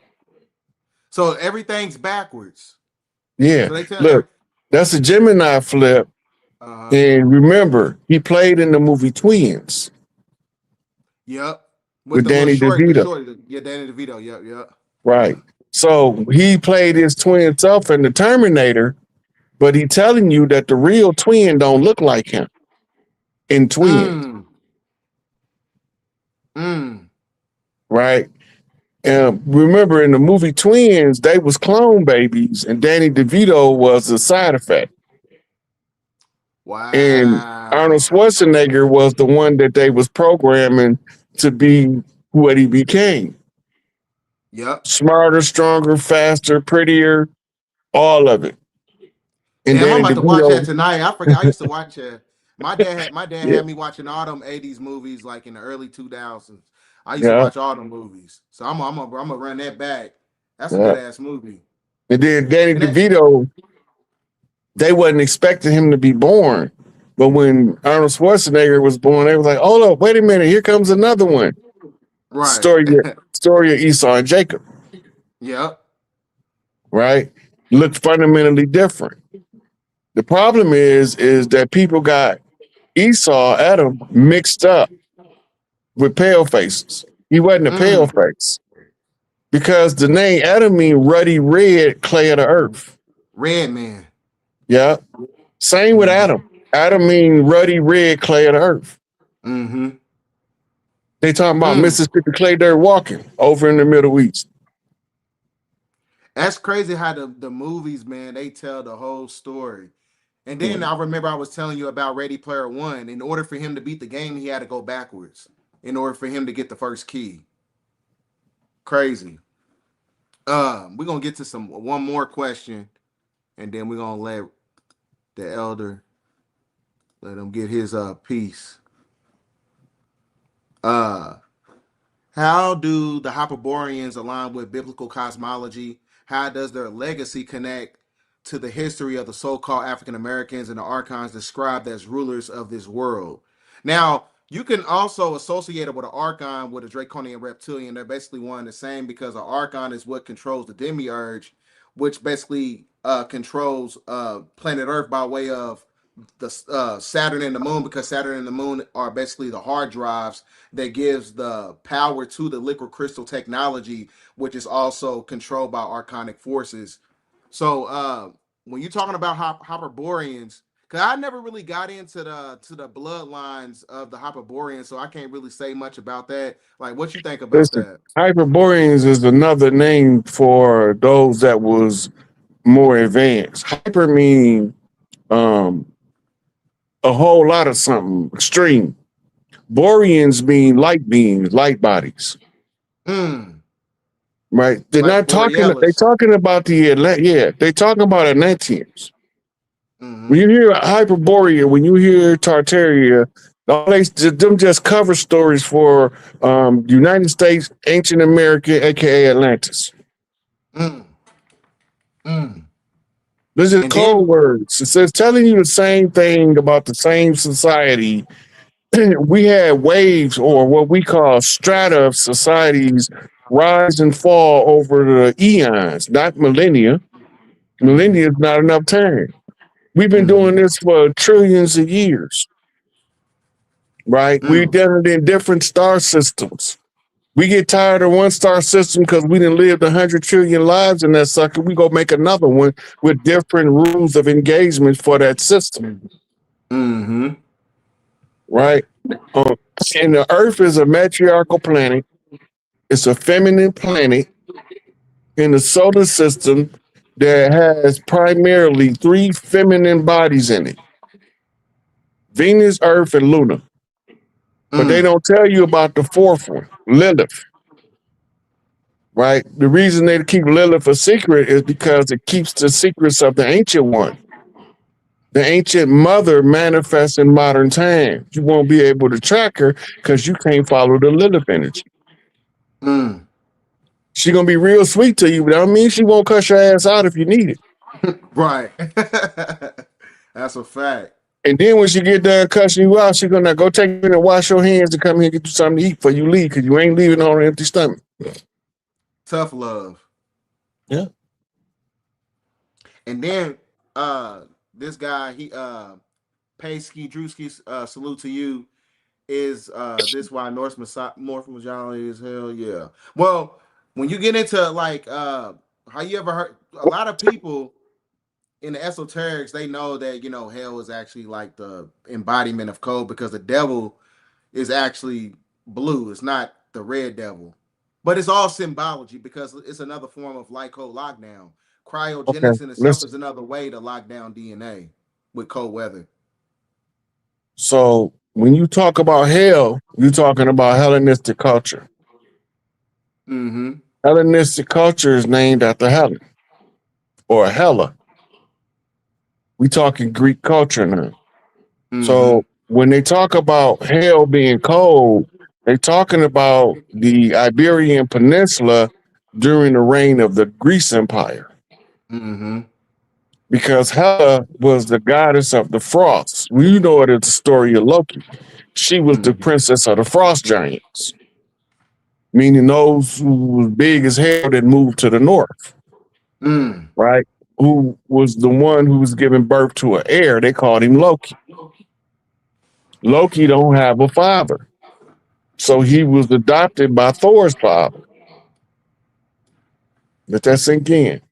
Loki don't have a father, so he was adopted by Thor's father. Same story. Warring brothers now. Thor and Loki are now brother enemies. They call Loki the trickster, but he's not the trickster. He's the one they can't trick, because he know all of their tricks. So they label him the trickster god, so that when the other guys encounter him, they know, don't try no tricky shit on him, because he's gonna see it. The easiest way to get him is to be straight. Right? Thor, on the other hand, embodying the feminine qualities of Athena with his long flowing blonde locks.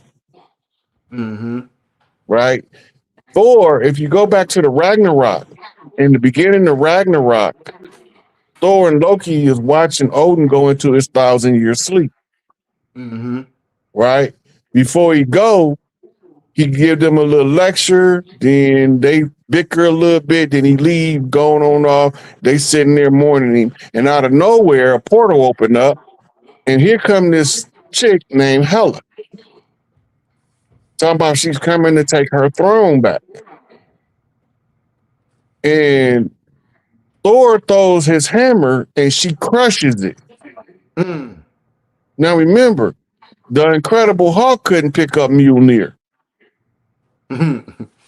She crushed it. The difference in power is exhibited in the rightful heir, Hela, coming to reclaim her birthright from Thor. And the only person that can help her enforce it is Loki. Because he's not related to Thor. He's related to Hela. She got to go to the dark side. The Chaos Realm. In the Chaos Realm. Remember what Bobby said about the Chaos Realm? Yep. Bobby literally said the Chaos Realm is the feminine realm, bitch. Right? So when you're talking about the feminine realm now you're talking about the movement of Shakti, which is the divine feminine energy. So the hell concept that we have does not come from Europe, because hell in Europe was the home of heaven. As you see when they call Greek a Hellenistic society. And then when Rome took over, Rome wanted the Greeks to have the appearance of having some power. So they became the Greco-Roman civilization. But Rome the ones that conquered Greece. Now, in Greece, I mean, in Rome, they changed Hela from a male to a female god in the Roman pantheon. In the Roman pantheon, Helen is a man. Mm. That's called beheading the god, replacing the air. It's an Anunnaki game of Bait heritable and birthright. switch. It's how Baiting and it's switching. stealing birthrights. Because if you don't know that you got the right to reclaim it, then you won't never reclaim it. Because you don't remember that it was yours to begin with, and you thinking that it belonged to somebody with a name same as yours. That's called a Facts. namesake flip. That's a fact. And That's what you what they think about did this? with the Bondi thing. That's a name flip. Bondi is bind I bind, which is me, bind me, my bind. Right. Mm. So then you look at the shooting, right? You got a father and son shooting on Bondi Beach, right? The beach is synonymous with surfing. Mm-hmm. That means stand 10 toes down under the assault. Mm. These are codes. Yeah. That's how I see it, man. And it's really a play on, the whole Epstein situation too. And That's what I've seen in it. And then you got Albert Pike, the 33rd degree Mason, talking about the political Canaanites going against the those Middle Eastern terrorists. yeah, that's the septic people. They call them septics Yeah. now. Hmm. Hey, what you I ain't hear about this. What you think about this? It says the Vatican giving Indian tribes back 62 artifacts. Yeah. I actually posted it a couple days ago. Right. Mm. That's what you call a show of good faith. It's so much shit going on. I ain't even hear about this. Slip right under my nose. Well, What 6 and about 2 is that? 8. 8 Mm. is divine feminine. It's also the infinity loop. But to give it to you at 62, it's a broken loop. Mm. Mm. You all right? Yeah. Yeah. Smoke went down the wrong pipe. I heard that. Yeah. But Remember, they just gave the Pope a white horse well, when was this? about a week ago, I said I maybe missed 2 that weeks too. ago. So Yeah, what does that basically symbolize? Like as far as everybody thinking that the pale horse of Revelations and the white horse is the same. They're not. right. So the white horse is the conquering horse. The pale horse is the one that carried death. Right. If you want to know what a pale horse look like, you watch Pale Rider with Clint Eastwood. Mm. Clint Eastwood and Pale Rider represents the spirit of death. Mm. He was Okay, a I'm about to priest. watch. He was a priest riding in on the pale horse, the Pale And Rider. you said the Pale Rider? Mm-hmm. Pale Rider. The color of the horse is important because you get the white horse and you think that the white horse and the pale horse is the same horse, and they're not. And a lot of people call it the pale white horse. Right. The pale horse, in the language that it comes out of, it references a greenish color. Mm. But when it's actually put to canvas in representation, it'll fade to gray. Mm. Mm. Interesting. So with everything going on, as far as like, from a political standpoint, economical standpoint, like where do you see this going, full spectrum, in between 2026 and 2030?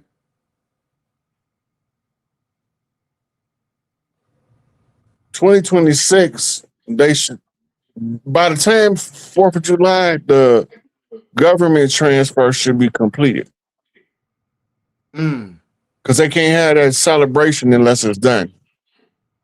they had to take the government back from the corporations before that 250-year celebration. So we know at least by then we should have a government telling us something about the power transfer. So what about the Constitution? Like, even though you have the eradication of maritime law, so what does that do with the Constitution? Is it autonomous now, or is this one of those things where the Constitution is gone too? When the foreigner took office in Barack Obama, it suspended the Constitution. Okay.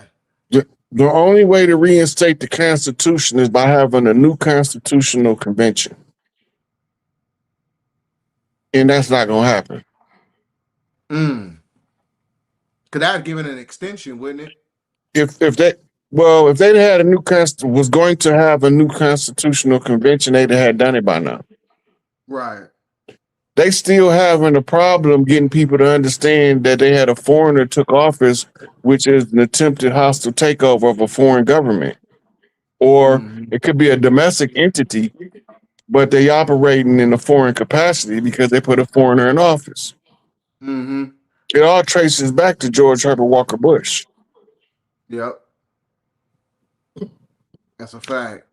So eventually we have to restructure government and reallocate resources. But before they do that, this is where Doge came in at. They had to come in and take an account of what we spending, what we making, who's spending what.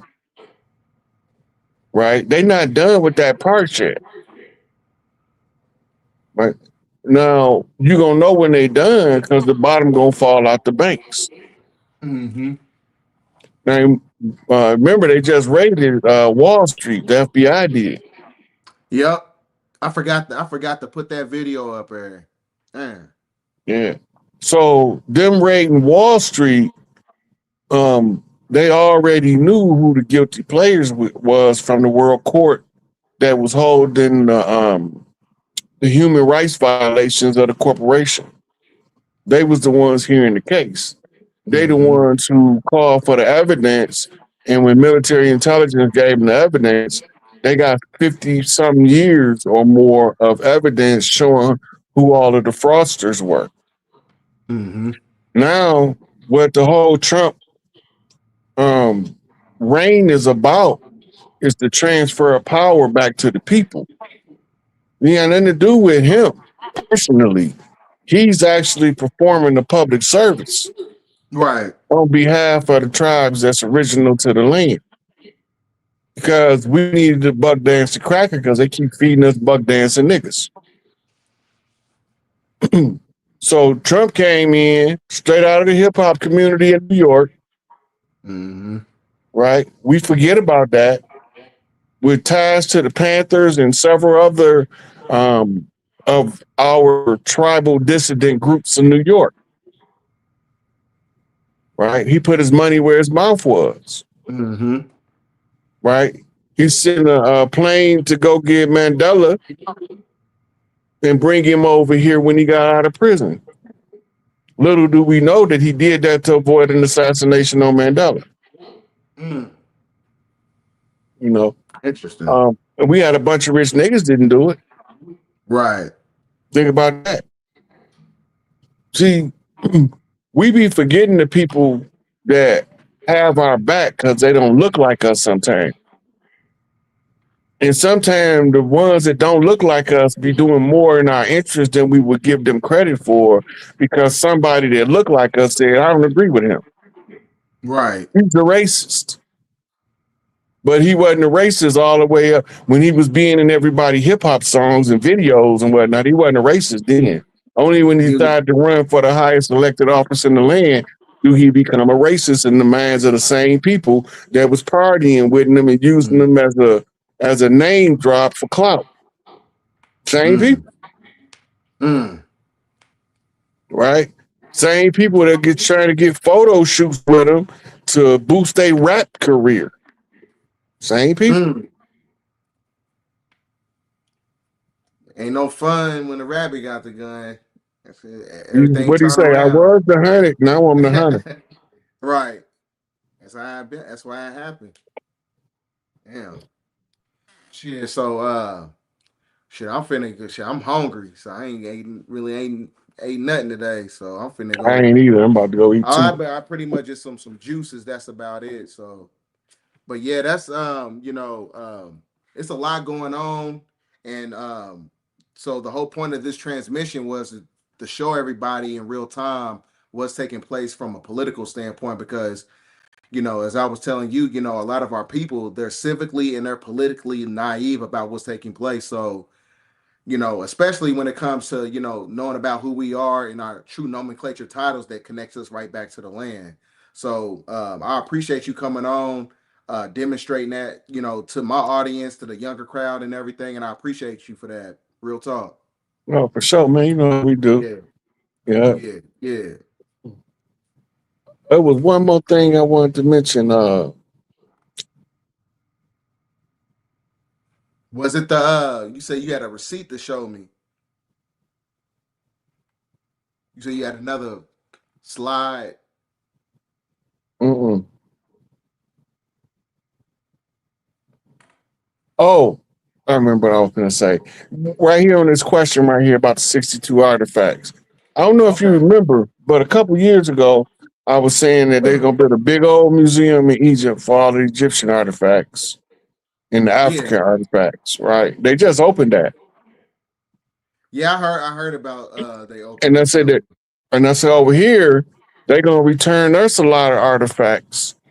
And the artifacts they return to us, we have to build a museum. We haven't started ours as far as I'm aware. But mm, all of the artifacts that all of these museums took, I don't care whether the ones in Europe or the ones over here, but if it's a tribal artifact, they already got it stamped, labeled, and documented where it came from, and all that's already accounted for. Now all we need to do is give it back so we can put it in our own museum.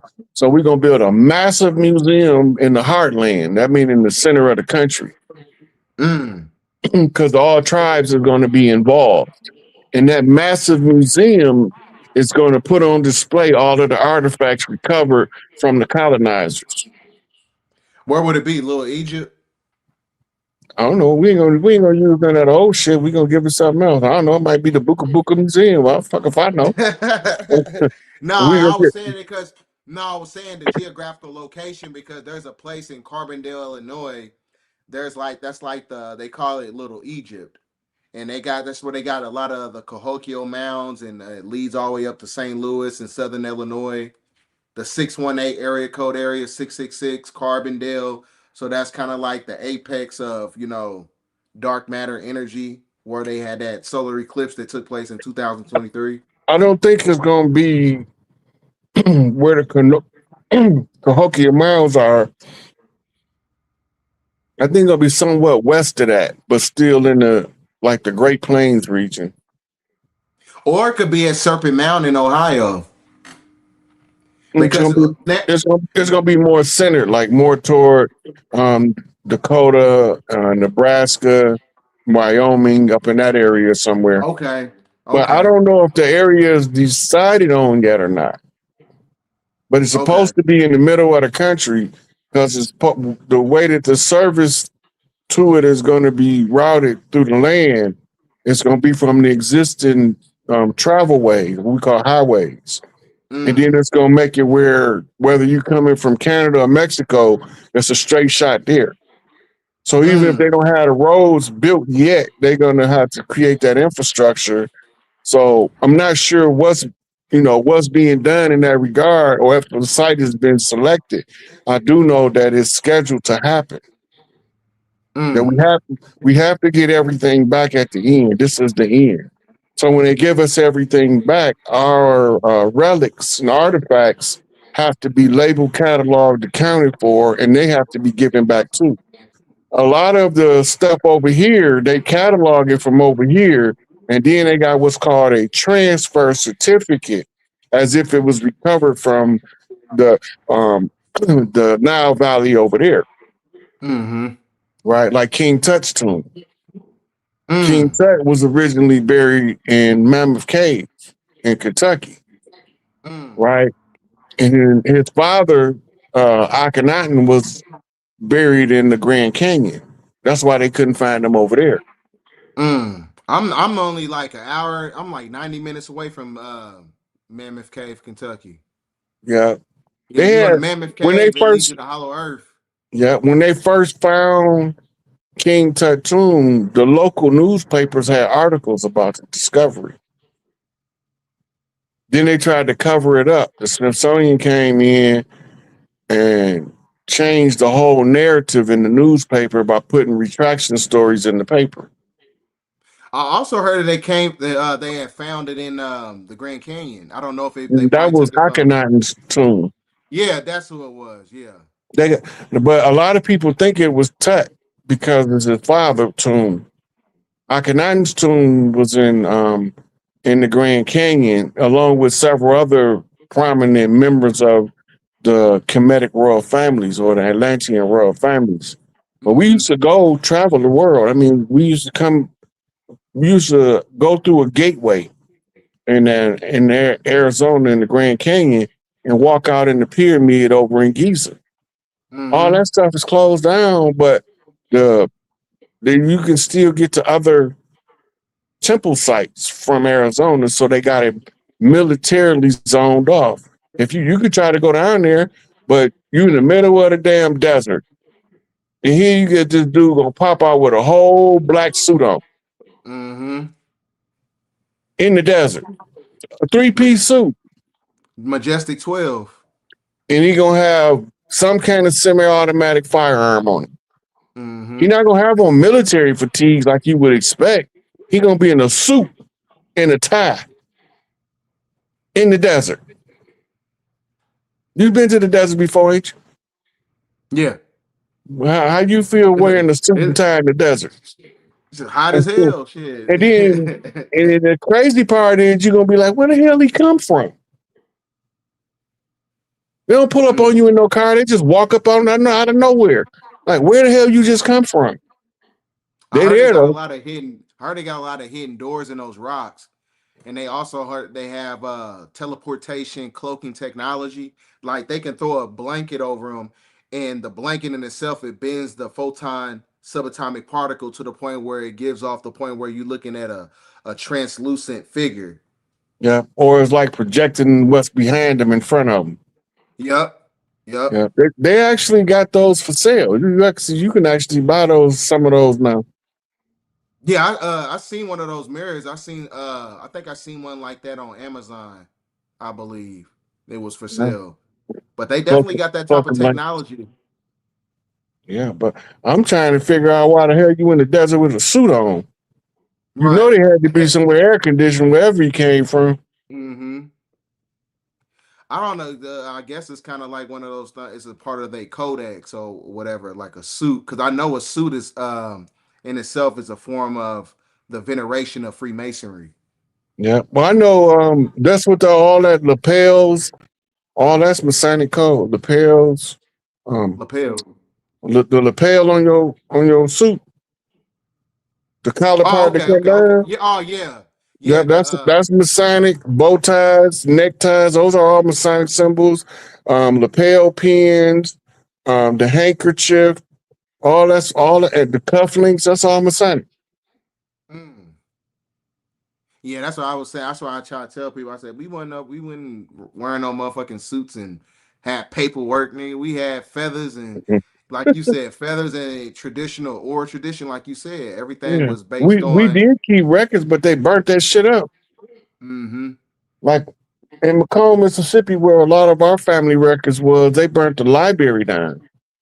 And they burnt the courthouse down. And they burnt down several churches to get rid of records. Mm. Like everybody down there know it, but we don't really care because we still on the land. This is where the problem come in at. We still on the land. They keep telling us they stole our land. Possession is 9/10 of the law, and we standing on it. Right. Possession 9/10 of the law, and we 10/10 of the owners. Mm. So we got the sacred 19 over us, we got the right to reclaim it. Following our system. If we follow their system, we don't got no rights. Under our system, we got all the rights in the world and the rights in the universe and the galaxy. Right? So this is why you rely on your tribal culture to navigate out of this legal fictional culture. Right? Because only by the tribal culture would you see it. You won't see it following a system because it's designed to blind you in plain sight to what you see. It's designed to teach you to not exercise critical thinking, practical problem solving skills. The system designed that way. So you have to say, well, you got to always be asking yourself, well, if I wasn't in this system, would I be thinking this way? And the more you realize that you wouldn't be thinking, a lot of the times you'd be thinking about stuff a certain way, and you'd be like, if I wasn't in this system, hell no, I wouldn't be thinking that old sick ass shit. That's a fact. Well, I only think that shit because I'm bombarded with that shit. Right? It's like children. Children don't be thinking about half the shit adults be accusing them of thinking about. Ain't even on their mind. Babies trying to have fun. That's it. And you accuse the little 2-year-old girl of trying to be a grown woman. She ain't thought about being no grown woman. Right. She trying to imitate the females around her until she can find her own groove. And it just so happened you keep up in grown folks' conversations like she grown. So of course she act like she grown. That's all she talk to. Socialization. Yeah. Yeah. And that's why the structure at the family's farm was always based on the age brackets. Like, we didn't have playpens. We put them on the front porch and let them crawl around the picket porch, and with a swinging gate on it. At the big house, that's where all the babies was at. And then you had the mothers was helping oversee the babies, or they was doing something to assist with the house duties. And you had the 9 mother aunties, they got the toddlers to the 10-year-olds, the 3 to 10-year-olds, they got them out in the front yard. Right? That's where the whole saying, don't jump off that yard if you ain't ready to run with the big dogs. That's where it comes from. Talk about jumping off the porch. Yeah, don't jump off the porch because the little boys want to play with the big boys because they boys. But they ain't did nothing to toughen themselves up for it. So when they first get out there, they gonna get smashed. And they gonna cry because they still children, but they trying to be like the big boys. Daddy gonna come over and say, yeah, that's what happened when you play with the big boys. Get up, dust yourself off. Stand back out there and try it again. Mama going, oh, my poor baby. No, mama, don't poor baby him. He out there with the big boys. Let him be a big boy. Then 3 years later, he leader of the team. He quarterback. he can't barely see over the lane. Outperforming everybody out there. They can't catch him when he run or nothing. But remember, when he first went out there and got knocked on his ass, he was a crybaby. Right. But he had to break out of mama's teachings in order to step into daddy's teachings. He had to break out of the boy's desire for the affection for the father's authority and rulership to teach him self-discipline and how to stand up to outside threats. This is why they don't want no fathers in the house. Facts. The father in the house, a boy gonna stand up when it's time to stand up. Ain't no father in the house. The boy is always wondering if he stand up, if mama gonna get mad. If he stand up, is he gonna make his sister upset? He worried about the women being upset when the burglar coming in the house. He don't know what to do, so he freeze. That's too much. That's too much guessing time right there. Can't guess when you can't guess when the enemy at the gate. If you trying to be a warrior or not, you need to already be that. But most people don't want the warrior around until they need one. Most people don't want the warrior around until they need a warrior. But when you need a warrior, sometimes it's too late. You ran all the warriors off because they didn't agree with everything you said and kiss your ass all the time. Right. Because warriors not gonna do that. And because you want it your way, you think that you can treat all of the warriors like shit. And then we fall into a war, you ain't got no protection. Now you running up under somebody else's warrior. You see that shit with the street women nowadays. They jump from one street dude to another street dude. And Either get locked up or you trying to get move up in killed. power. Yep. Yep. They trying to Same move up thing. in power too. But never knowing that she got more power than all them niggas if she just walk in her divine feminine, they gonna melt at her feet anyway. Yep. If And she that's just why I knew, keep telling women. Go ahead. yeah. If she just knew that one little part, it'd change the whole dynamic of the streets. A lot of chicks don't want to sell sex, but they sell sex because they don't know who they is yet. And that's the main reason why I keep telling people women, they have so much power over this great awakening period because they can shift the mindset. They can shift the vibration. If women was like, I ain't messing with no dudes, if you ain't reading, you ain't working out, you ain't doing nothing self-affirming to where you better than yourself or whatever, it's closed shop for you niggas that's not tapped into that energy. I bet you this whole thing will change 360. You know what I'm saying? As far as like, men, fulfilling their roles, You talking about that'd drag so many people out the closets. You would be yeah. Yeah, that it, too. it'd drag a whole Facts. bunch of people out the closet. I'm That's a telling you, fact. that making a man stand up to be a man, it's gonna drag all. They gonna just start putting on lipstick. Like fuck it. That's it's a socialization process too, though. So yeah, Yeah. I can Then see it. not only that though, if you surrounded by women that's in their divine feminine, 3 of them or more, you can't be miserable. It's not possible. Your mitochondrial is pumping so much love frequency through your cells that all you can do is glow. Especially if they all love you. Especially if they all love you. And if one of them don't love you, you need to get rid of her ASAP. Because that's the rotten apple that spoils the bunch. If all your apples is good, tidy, you off and running. And people, they better find a divine companion now, because I just read a document not too long ago. It said something about by 2030, they said that it's going to be about 6.3 new million people that has HIV. Like by 2030. They also just released the cure too. Oh wow, really? Yeah. It works on CRISPR technology, whatever the hell that is. Yeah. So but they already knew what the cure was when they put that chemical warfare in the community.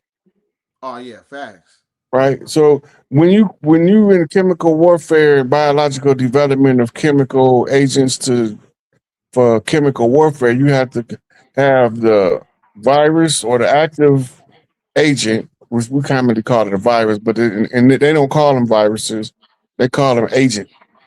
So it's an active agent. You need an active recovery, which is the treatment, and then you need a reversal, which is the cure. An absolute reversible, stop it in its tracks. They've been to what it was.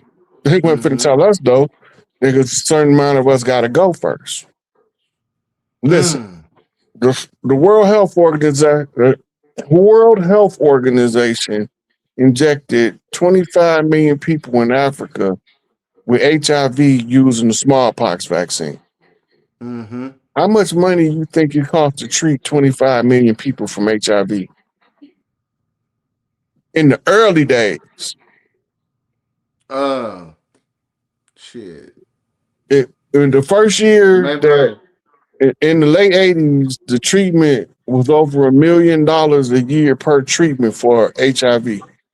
By the time the 90s hit, the new drugs that was coming out, and the treatment was upward of $200,000 for 1 year treatment.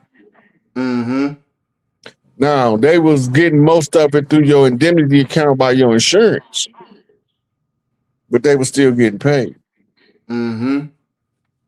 Right. The same with herpes. They give people herpes. People think they just catch herpes. They give you herpes to pass to somebody. Herpes, you had it won't move on its own. You have to move it. Yeah, it's a parasitical replication process. Yeah. I feel like that's what all STDs are, or just anything that's biochemical warfare to a Well, certain extent. we know that they experimented with syphilis to determine that was where they got the pattern of how to inject AIDS for maximum effect from the Tuskegee experiment. Because they remember they was tracking all of the people that was infected.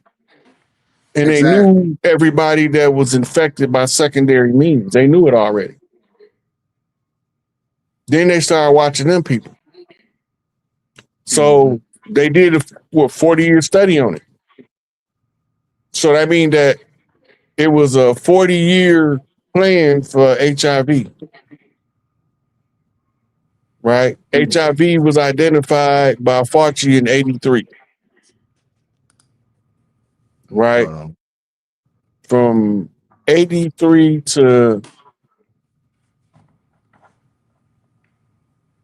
2023 was 40 years. Yep, and whoever this is, you're right. It is STDs. It came from zoonotic diseases too. Like that most of it, the great majority of the diseases came from, during the dark ages and stuff like that. Over Most in of that Europe. shit was made in a laboratory. Yeah, that too. Yeah.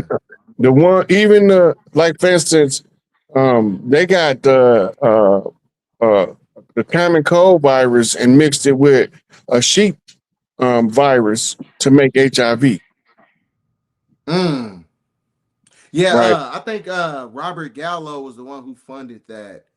Robert Gallo is the one who funded HIV, and I think the funding was about $2 million to create HIV. And in fact, during that time, it was called GRID. It's the gay-related immunodeficiency. That's where it came from But because it was before only. that, it was in the 60s when they was testing it in the working on it in the laboratory. It was called the green monkey disease. It was called the green. You say green monkey? The green monkey disease. Wow. That was what they called it in the 60s. Wow. Now remember, they used a Frenchman in I think Portland, Oregon, to bring in the first wave of it.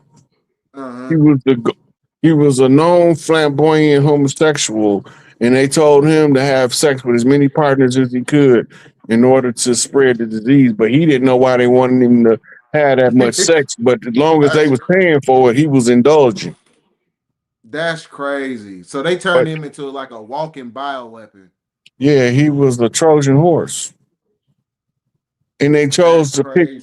They said the reason they chose the homosexual community because wouldn't nobody care if a bunch of stitchy died. This is serious. And I'm not a gay advocate or any of that. I'm just telling you what they said. They said that the reason why they decided to spread HIV in the gay community first is because nobody would care. Nobody didn't care until family members of gay individuals start realizing that this is not normal. Shit, if you want to be 100, it seemed like motherfuckers didn't start caring until Magic Johnson came out with it. And then that's when that's when everybody just started caring about it all of a sudden. That's what it seemed That's in like. our community. But the one that made so-called white America respond was Rock Hudson. Okay. He the one made because he was a quintessential starring male that all of the women from the 50s to the 70s was in love with. He was their lead man, the one that all of the ladies wanted to lead their life. They didn't know he was a turd burglar. That's why I keep hey, that shit in the Bible is real. Where it says that 7 women going to have to take on the one man. Y'all better find y'all somebody because nowadays people is double dipping. You got dudes out here double dipping, and nowadays the girls they want 2 dudes. They don't even want 1 dude no more. They want 2. So I say you better find you somebody that you can lock down with and just build with that person because it's gonna get ugly out here. and they're gonna use, you know, the HIV as a form of asymmetrical biochemical warfare. So you better You fire gotta yourself. remember, you gotta remember in the Sumerian tablets, it talked about using diseases to call the population. Mm-hmm. And then, Now, that's way before modern times. yep, that's a So they've fact. been knowing about biochemical warfare for a long time, Mm. you know. I wonder if So that, do you think that has something to do on the play on the financial system? Because it was one point in time I was believing, just based on my own independent research, that in order to reset the debt, that you have to basically kill off the collateral. And during the time when you had the 1928 stock market crash, that's when you transfer all the way up into 1934. You had humans turn into humanoid real estate. So since we're actually the money, and the money doesn't have an intrinsic, resource backing it. So in order to reset the debt, do they have to create some type of depopulation? so the reason why fiat work is because it's predicated upon BTU to labor hours. Mm-hmm. BTUs is the amount of energy your body naturally just put off. Calories Okay. burned per minute is another term for it. The basic, what they call increase in the calorie burn per hour determines what an hourly wage of a functional work output is. So they're using that as the collateral, your bioenergy field, as the Mm-hmm. collateral for the fiat. Your ability to work services your contribution to the banking system. Mm-hmm. So they are using that to, like, as a control measure. So the money not backed by nothing. The promise is that you're going to work under the Social Security Act. You're going to work to remedy the debt that came to us under the Internal Revenue Act. Mm-hmm. And you see all these words got act at the end of them. That's because they all just acted the whole time. Mm. It's right in your motherfucking face. That's Yeah. crazy. All of the acts mean that's another scene in the play. I'm glad you brought that up because I was telling somebody, even when you're doing music, like you know how they do with the act of parliament. Like anytime you're a creator, if you're a creator or artist or anything, as far as like you want to protect and to where you're able to monetize off your creativity, when they give you a contract, cross out artist and cross out actor and put creator because that takes you away from the jurisdiction of the act of parliament. Yeah, but it also takes you out of the protection of the Screen Actors Guild too, as a because they won't Mm-hmm. unionize you if you don't follow the contract. Mm-hmm. It's all catch-22. It's based on sharecroppers agreements, the Hollywood contract, the movie contracts, the music contracts. It's all based on the Hollywood. I mean, on a sharecropping agreement being applied to your creative output. Like Mm. even if you were like Bill Gates was paying the hackers to create his software. Why was Mm-hmm. he paying the hackers? Because they the ones that understand the computers the best. Mm.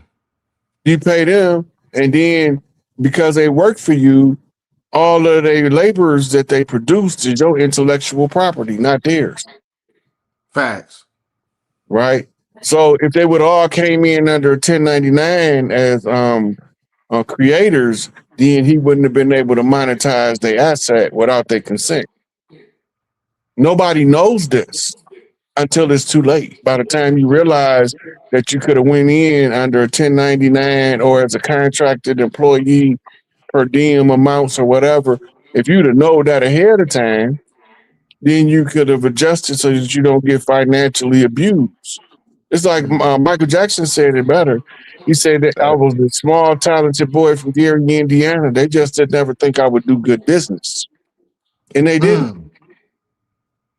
And when he was putting 5% of Sony in this contract and 15% in that contract, I was not savvy to contracts when I was hearing these news reports. And I was saying to myself, I ain't taking their ass to the bank. Hey, he was lighting their ass up with that stuff, man. Yeah, So because they know how much he can produce. They figure if they can maximize his output and kill him and get that dead celebrity status behind that Michael Jackson Thriller persona, they would be making at least $1 billion a year off of it. And that's how much they're making off of him right now until they got to give it back. Mike said Paris going to get all of it. I want to see it. I want to see her with his shit. Because when she get his shit, he gonna be sharing it with her. Yep. I think she the only one that got any of his DNA. And is it that his nephew look just like him, the one that's playing him? Yeah, he do. He look a lot like him, but that's in the bloodline though. Yep. That's in the bloodline. You know, one of his brothers is that boy daddy. Yep. Or one of his sisters is his mama. You know he in the family. They look like damn near twins. That's a fact. But shit, I gotta get me some food. Hey, I'm ready. Some food. But it was nice chopping it up with you, Rod, though, man. We always, do it you know what I'm again. saying? Yeah, we'll be able to probably demonstrate sometime next year. Because there's gonna be some more stuff happening. Hey, but I you said that like it's about. Hey, you said that like it's about 6 months left in the year. I didn't I, low key? But shit, I appreciate everybody in the chat for pulling up, and salute to Rod, and make sure y'all show y'all appreciation to Rod in the Cash App. Salute to everybody. Thanks for watching. End of transmission. Peace, Rod. Peace. Got the wrong. I know it's been a long time since I last called you back on your line. So I hope and I pray for your hand to help me on the ladder to the land. Man, I done fucked it up. Nah, I didn't. I'm just saying I'm trying to put my damn intro, my outro out and then mess it up. Then you'll have a chariot with only one less friend. Now I had distant folks that are looking to my eyes to understand the wisdom he's given and his wealth from the skies. So thanks for this meal that I'm about to receive, and thank you for my health and all the good memories.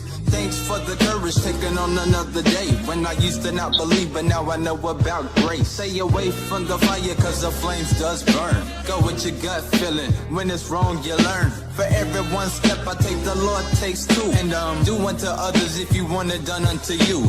It's me again, God, I know it's been a long time since I last called you back on your line. So I hope and I pray for your hand to help me on the ladder to the land. It's me again, God, I know it's been a long time since I last called you back on your line. So I hope and I pray for your hand to help me on the ladder to the land. This a completion, the selfish Proto-Grecian, Amerindian, Phoenician. I'm the last of the Mohicans, the bastard of the land, the pen, melanin, accretion. And we just trying to get back to the fact that we was kings and queens of a land before the avalanche seized it. I live on Turtle Island with the rest of the diseased. Better than the medicine for 7 different treatments. You try to ride away but end up getting seasick. The sleep can feel my words like Braille, and they're awakened with the penmanship of Hindu script written in them vacant monastery honorary payments to the prototype. Tomorrow's only a day away, but nothing happens overnight. The fuck's wrong with going left when you know it's right? Biting off more than I can chew, that's an overbite. Black on black crime is like watching 2 soldiers fight when all along they was on the same page. History. It's me again, God, I know it's been a long time since I last called you back on your line. So I hope and I pray for your hand to help me on the ladder to the land. It's me again, God, I know it's been a long time since I last called you back on your line. So I hope and I pray for your hand to help me on the ladder to the land.